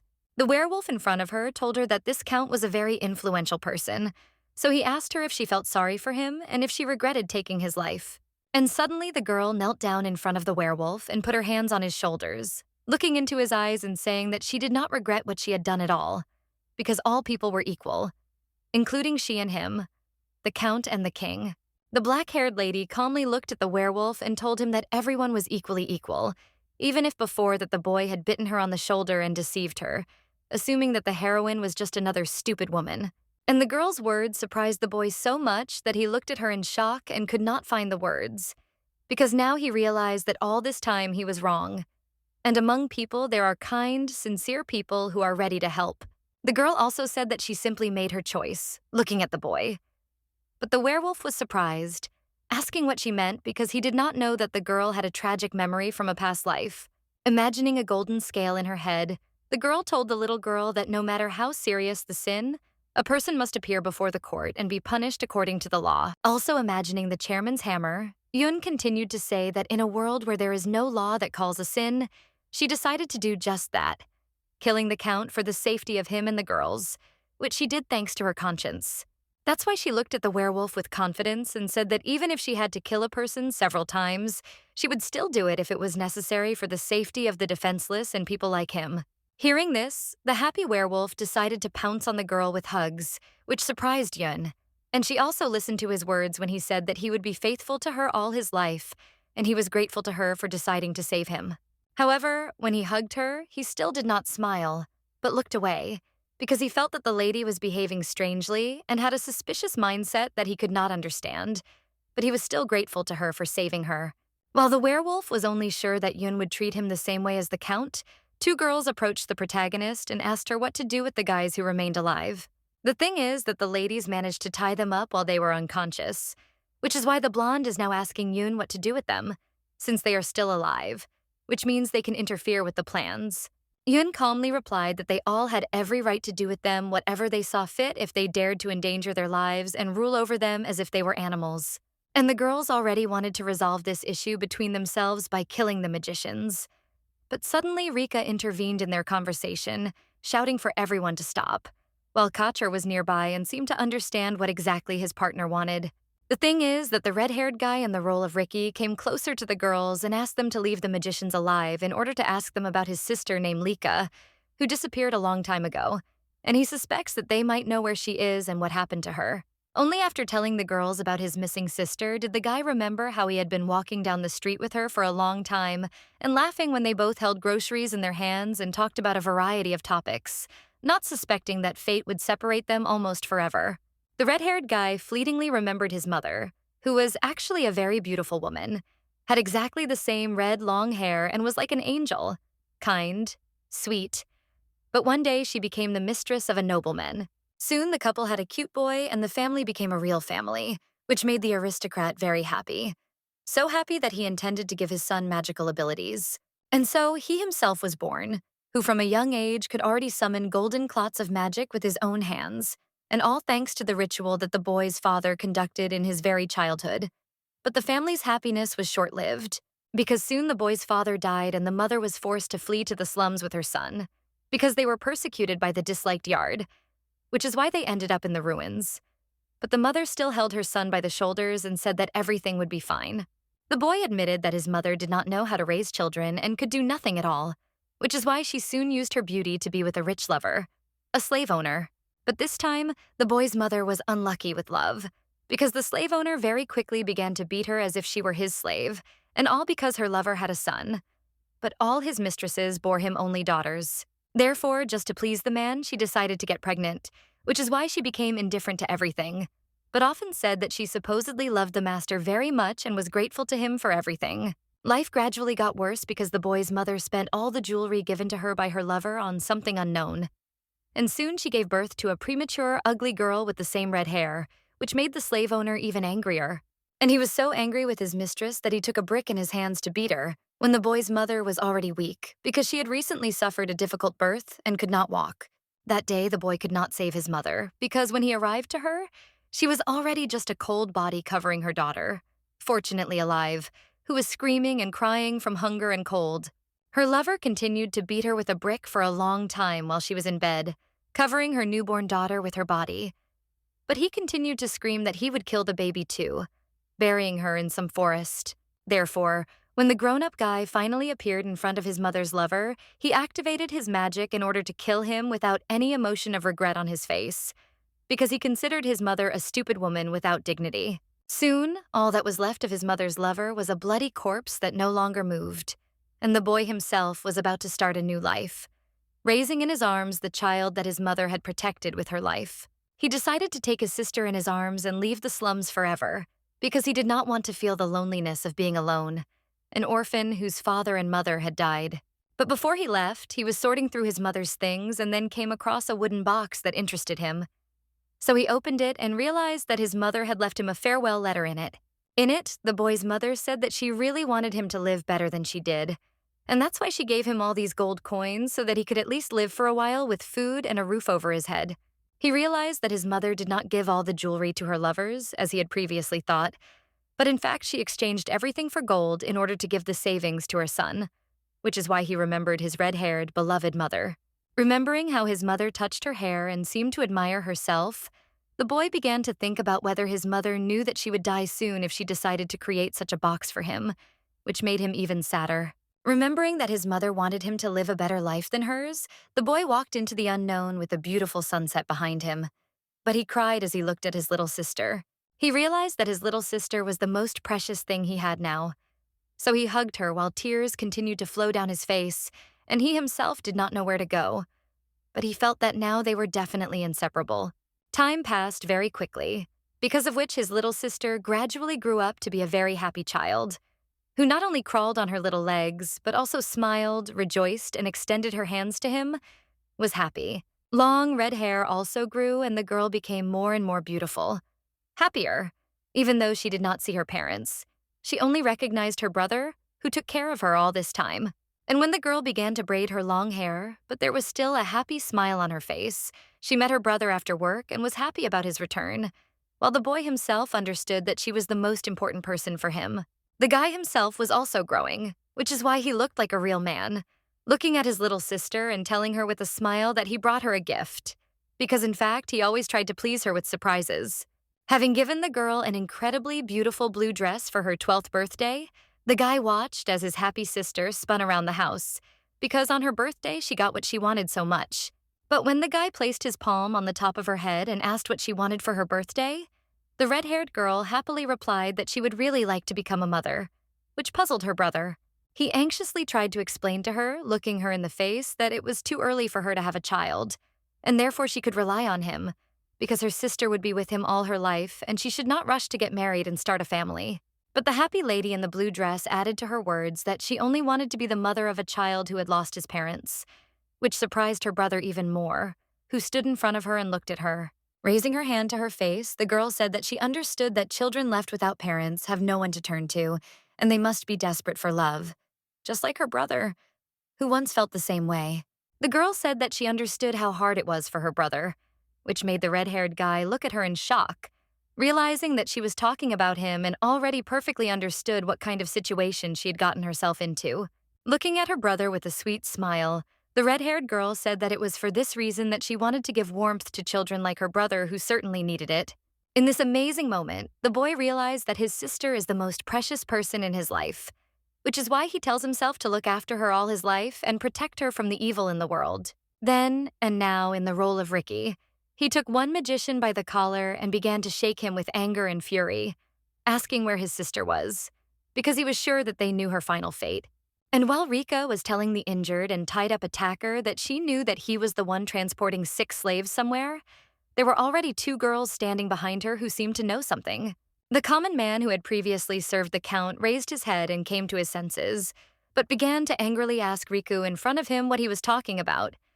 And then the red-haired lady answered him that he was the one who should know where exactly the slaves who could no longer work were being transferred. Hearing this, even Yoon was surprised, looking at what was happening with stunned eyes, because the tied-up guy said something that made everyone stop breathing. The thing is that even Rika heard from the guard that 6 slaves are not taken away or taken anywhere, but are immediately killed and thrown into a common pit with dead bodies, a grave for all the sick. Having realized only that his beloved sister, whom he so wanted to see alive and hug, could lie dead deep in the pit, the guy in the role of the girl ran away. All this time, the gray-haired girl with a thin face sadly closed her eyes and told her friend next to her that she knew Lika, Rika's sister, before she passed away. Memories of when Kacher and Rika first entered the dungeon and the second girl began interrogating each one, holding her by the collar and asking her where her sister had gone if she was in good health, came flooding into her mind. It was her that Rika shook in front of her, ordering her to tell all the information about Lika and where she was. But the girl did not dare to tell Rika what exactly happened to Lika.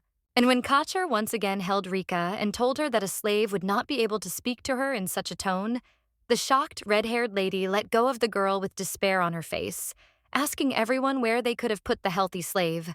The gray-haired lady clutched her chest and began to breathe loudly, telling everyone that she didn't know why everyone was making such a fuss over one sick slave, even though the very fact of throwing people away like animals was abnormal. But Rika still really wanted to know where exactly her younger sister was thrown out, which is why she yelled at the slave, asking her where the slave owner could have put the sick and unwanted slave. And after she said that she allegedly didn't know where exactly Lika had disappeared to and what had happened to her, a friend approached her and asked why she hadn't told Rika the truth if she knew where her younger sister had actually been taken. The gray-haired lady only looked sadly at Poe and admitted to her friend that she knew Lena and was even friends with her. But now, when she remembered her, an unpleasant feeling of sadness appeared in her soul. In her head, she remembered Lika and her smile, how she once brought her some food with the words that she had recently managed to hide an egg from the guards, so they would be able to eat deliciously. They both sat down on the grass and began to get acquainted. Or rather, Lika talked about herself and her name, saying that her brother, whom she loves very much, waits for and respects, called her that. But the lady continued to be sad. The gray-haired girl sometimes looked at her with a smile and realized that it seemed like she grew up in a loving family, if she herself was literally a ray of light that could lift anyone's spirits. And now, when the lady was next to her friend among the same other ladies, she asked her interlocutor if she could tell Rika that she once angered the guards because she cried incessantly for her brother. Sadly bowing his head forward because she began to cry, the girl said that she heard that it was because of this that Lika was beaten to death by the guards with sticks, and then carried into the burial pit. And when the girl told her friend that she was sure that Lika was no longer alive, Rika herself was already running to the large burial grounds, where the guards left the slaves to die, when the day was already approaching sunset. Even when the guy in the role of the girl fell from haste, he immediately got back on his feet and continued walking, because the desire to see his own sister was incredibly great, and he still had hope that she was alive. And behind her walked Hak and Yun, who looked at Riku, realizing that no miracle would await them at the mass grave, but only the bones of those who had previously been human. But even this did not stop Riku. The main character angrily closed her eyes and asked Hak what kind of monster without any feelings must one be for them to now see such a terrible picture in front of them that no one would remain indifferent. The fact is that Rika, having arrived at her destination, saw before her not just land, but a plain on which were white human bones and skulls, one of which could have belonged to her beloved little Lika. However, an even greater shock for the guy in the role of a girl was that when he stood up and silently turned around, he saw on one of the bones sticking out of the ground some kind of fabric that immediately reminded him of something. The thing is that the long bone was apparently decorated with a blue ribbon with the most ordinary patterns, which had obviously been there for a very long time, because it had already managed to get dirty and deteriorate. But it was only because of this ribbon that the boy remembered his sister, who loved to tie her hair with this very blue ribbon, which she adorned herself with on her 12th birthday, the only holiday when they were together. The guy, also devastated and desperate by such a find, remembered how he stroked his younger sister's head and told her that it was too early to become a mother for a child, because she was under his care and could only marry for love. But now, the girl who sincerely wanted to give warmth to other children like her brother was no longer alive, and all that was left of her were her bones and a ruined ribbon, which Rika reached out to take. Taking the dot in his hands and pressing it to his chest, the guy burst into tears at the top of his voice, which is why the tears gradually began to flow from his eyes to his chin, because he realized that he would never be able to see his beloved, dear sister again.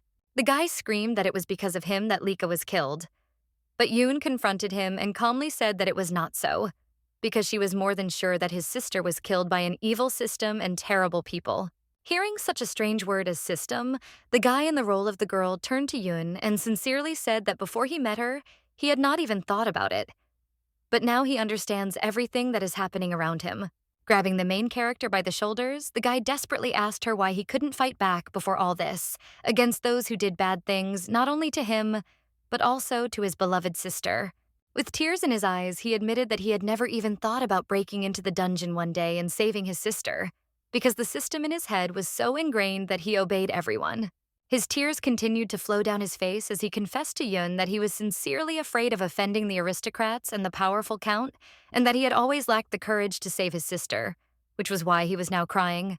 Hearing this, the main character looked at Riku with surprise and defeat, because the guy himself admitted to her that he was so submissive to everyone that he could not protect the only person dear to him from evil. Already about to fall to his knees in front of Yun, the boy admitted that if it were possible to turn back time, he would have killed all the guards, even at the cost of his own life, just to save his sister. But now it was all over.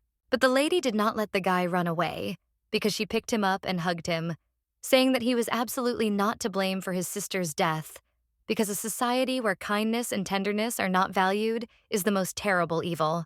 The desperate boy looked at Yoon as she said that his sister was also not to blame for being kind to everyone, even if she ended up in slavery due to her naivety. But he was also not to blame for allowing her to be so kind in this cruel world. After that, the guy just wanted to hug the girl tighter, whispering to her with tears that he would not give up anyway, because he would take revenge for the death of his sister on everyone who was somehow involved in her innocent death and turned a blind eye to everything. But even this was not enough for the guy, because after he sincerely told the heroine that she should not be just the prince's mistress, he put his hand on her chest and with a stern look asked her to become a blade for her, so that he could help her rise to a higher income. He looked at the lady and told her that the day she gained power, he would sincerely watch as slavery died and became a thing of the past for everyone, including the arrogant aristocrats. Although the girl was shocked by the guy's harsh words, which is why she looked at him with surprise, she could not refuse such an offer due to the fact that the man decided to give himself to her in honor of the death of his own sister. So she took the guy's palms in her hands and told him that in that case they had agreed between themselves. After which, when the rays of the sunset fell on them, the red-haired guy slowly stood up. She looked at him with a smile and said that from now on she would entrust the protection of her back to him, which was a real honor for a hired killer. Meanwhile, behind the main character, a large number of girls appeared, who were also freed from the dungeon and were defeating them, calling Yoon by name. They also asked Yoon to take them with her because they incredibly want to become as strong and independent from everyone as she is, because now they have an irresistible desire not to obey anyone anymore. The gray-haired lady even put her hand on her chest and looked at Yoon resolutely, telling her that it was she who gave them strength and faith in themselves because of the heroine, and they want to be with her in order to save even more sisters in the future. This surprised the main character even more, so she looked at the ladies again with shock, also asking if they weren't afraid to follow her further, which could cost them their lives because in this world, freedom is clearly not encouraged. The lady with the blonde hair answered honestly and calmly that she was afraid to follow her. But what would be even more frightening for her was that she would continue to obey this system and live in fear, like a rat. Yi Yun looked at the ladies in shock because they told her that they wanted to follow her in order to live with dignity and die as a free person, and not to submit to a system that makes slaves out of them. After that, the main character smiled sweetly, which meant that she really liked the girl's idea. And she also remembered that when she appeared in this world, she just wanted to make herself free. But in the end, fate brought her together with the right people. Therefore, the ladies quickly grouped together and began to discuss future plans with Rika, while there seemed to be cleanliness and order around them, thanks to which the protagonist understood that now everything had changed and she had followers, those who believed that she was right and not crazy. So, when the rays of light fell beautifully on her face and the sunset became more and more intense, she looked at everyone with peace and confidence, informing everyone that it was time for them to return to the place where many slaves died, and they received the motivation to change the world. And after that, all the girls, led by Yun, Hak, Kacher, and Rika, returned to the palace when the sky above it was already dark with bright stars, which made the windows glow, and there was no one on the street. The protagonist also ran to tell everyone that they still had to talk to that man who, with his power, could change a lot for the better, as well as for the worse. And she meant the prince. In the palace itself, the main character walked along the corridor, accompanied not only by the maids, but also by the werewolf, which is why all the ladies looked at him. And Yoon was saying that all the girls were distributed among the rooms, for which she thanked the maids. One of the maids decided to lean towards the werewolf and look at him with her sweet eyes, because she also considered him very charming and handsome because of his snow-white ears and lush tail. However, after the little boy hissed at the girl, causing her to run away, he began to point his finger at her and laugh, saying that she was a real fool because she was running away from him in fear, like a dog. But as soon as Yoon gave the werewolf a good slap on the head with her palm for such mischief, the boy with golden eyes turned to her and sweetly said that he would not misbehave anymore, and this was his way of apologizing to her for his bad manners.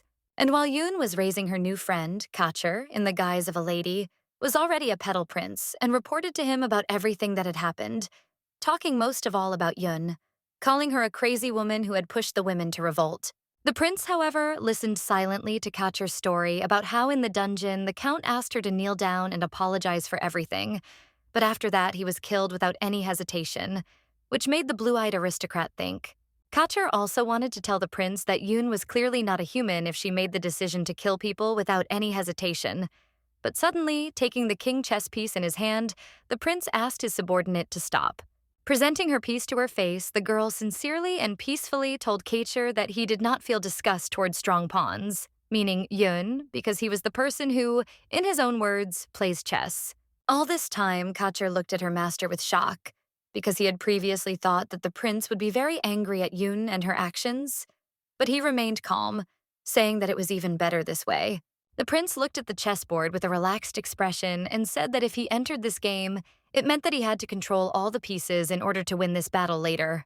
While the prince was talking about his beloved, speaking of her as if she were a pawn, Yoon herself was already in the bathroom, taking a hot bath and watching the chandelier, wondering whether it was made of gold and how it was made. Touching her hair, she also wondered how many slaves had been involved in creating such luxury, which made the girl think that this world was truly cruel and merciless even in such things. And at this time, she did not even suspect that behind her back a naked werewolf was already running towards her, who was without a single garment and was telling her with joy that he was running to take a bath with her. And as soon as the girl turned her head towards the werewolf to warn him that it was very slippery here, she looked at him in amazement. But thanks to this situation, she realized that the werewolf was a boy, albeit a very cute one. Like the girl that she had thought earlier, Rika immediately appeared in front of him, playing the role of a maid, and began asking the werewolf what right he had to enter the women's bathroom when he was a guy, causing the boy to get angry, showing Rika his fist and telling her that she was actually a guy too.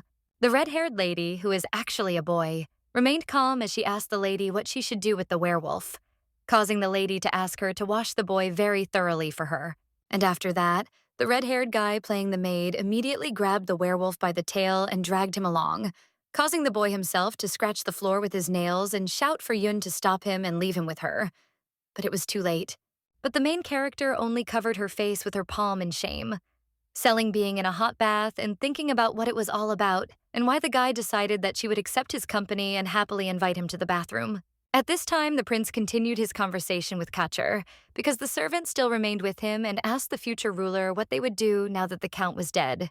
But the prince still looked at the chess piece in his hands with incredible calm, telling Kacher that someone from the count's house would still take care of it for them. Hearing this, Kacher was incredibly surprised, looking at his master with wide-open eyes and asking him if he had already placed his people in the count's house while he himself was dying in prison.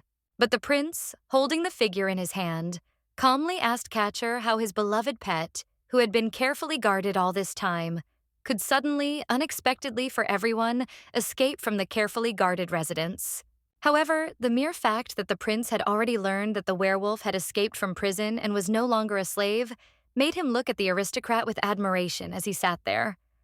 And Kacher understood that he was ready to follow and obey such a brilliant man for the rest of his life. As soon as the prince hinted to Kacher that he should change his clothes before talking to him about serious topics, the prince's servant immediately headed to the door and apologized to the nobleman for his absurdity, telling him that he would immediately put himself in order. And while Kacher did not understand from what moment he got used to wearing a long skirt and hair, the prince himself continued to sit at the table completely alone in the empty office, playing chess with himself. The prince wondered why his beloved had decided to save the slaves, because no one else had ever thought about this. But for the aristocrat, it meant a lot, including the fact that Yun was clearly striving for what he wanted. But when the prince thought of Yun, he also remembered his dead lover with a very cute appearance, blonde hair and pink hair. So at that moment, if she were alive, he would tell her that one lady had finally done what she had dreamed of all her life. That was why he was sitting on the old one and playing chess alone, because in his head he still remembered how he spent time here with his beloved blonde, having fun with her in front of the chessboard. He remembered that moment as if it were yesterday, when he took the king's piece in his hands and wanted to make his move, but the girl also extended her hand to him, and then pulled it back as if she was afraid of making a mistake in the prince's action.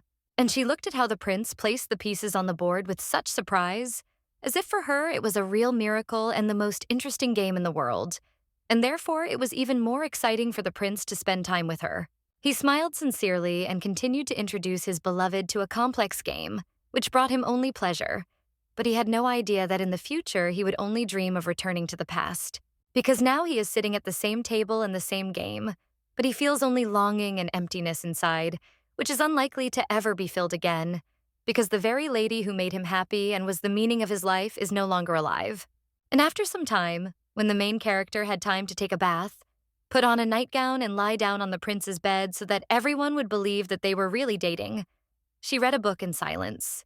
But even now, she was wondering whether she should sleep in the same bed with the prince so often, if everyone was already convinced that she was the prince's mistress, which is what she was thinking about with the red book in her hands. She would have continued reading the story, but put the book away when a prince in a dark robe appeared in front of her and asked her in a rough voice if she was tired of living, if she personally killed a rich and powerful count in the dungeon. The girl looked at him with rejection and hostility, said that her life had long been in his hands, and she also asked if he himself wanted to kill that count, because he was an obstacle to his plans. But what was her surprise when the prince suddenly grabbed her hands and hung right over her, telling her in a rough voice that she didn't need to know the rules of the game, because she was just a pawn in his hands, and not a queen. And while the stunned girl looked at him, the prince said that she also brought with her to the palace unfortunate girls, burdens, who were considered insignificant here, and therefore she must do everything he said so that they would survive.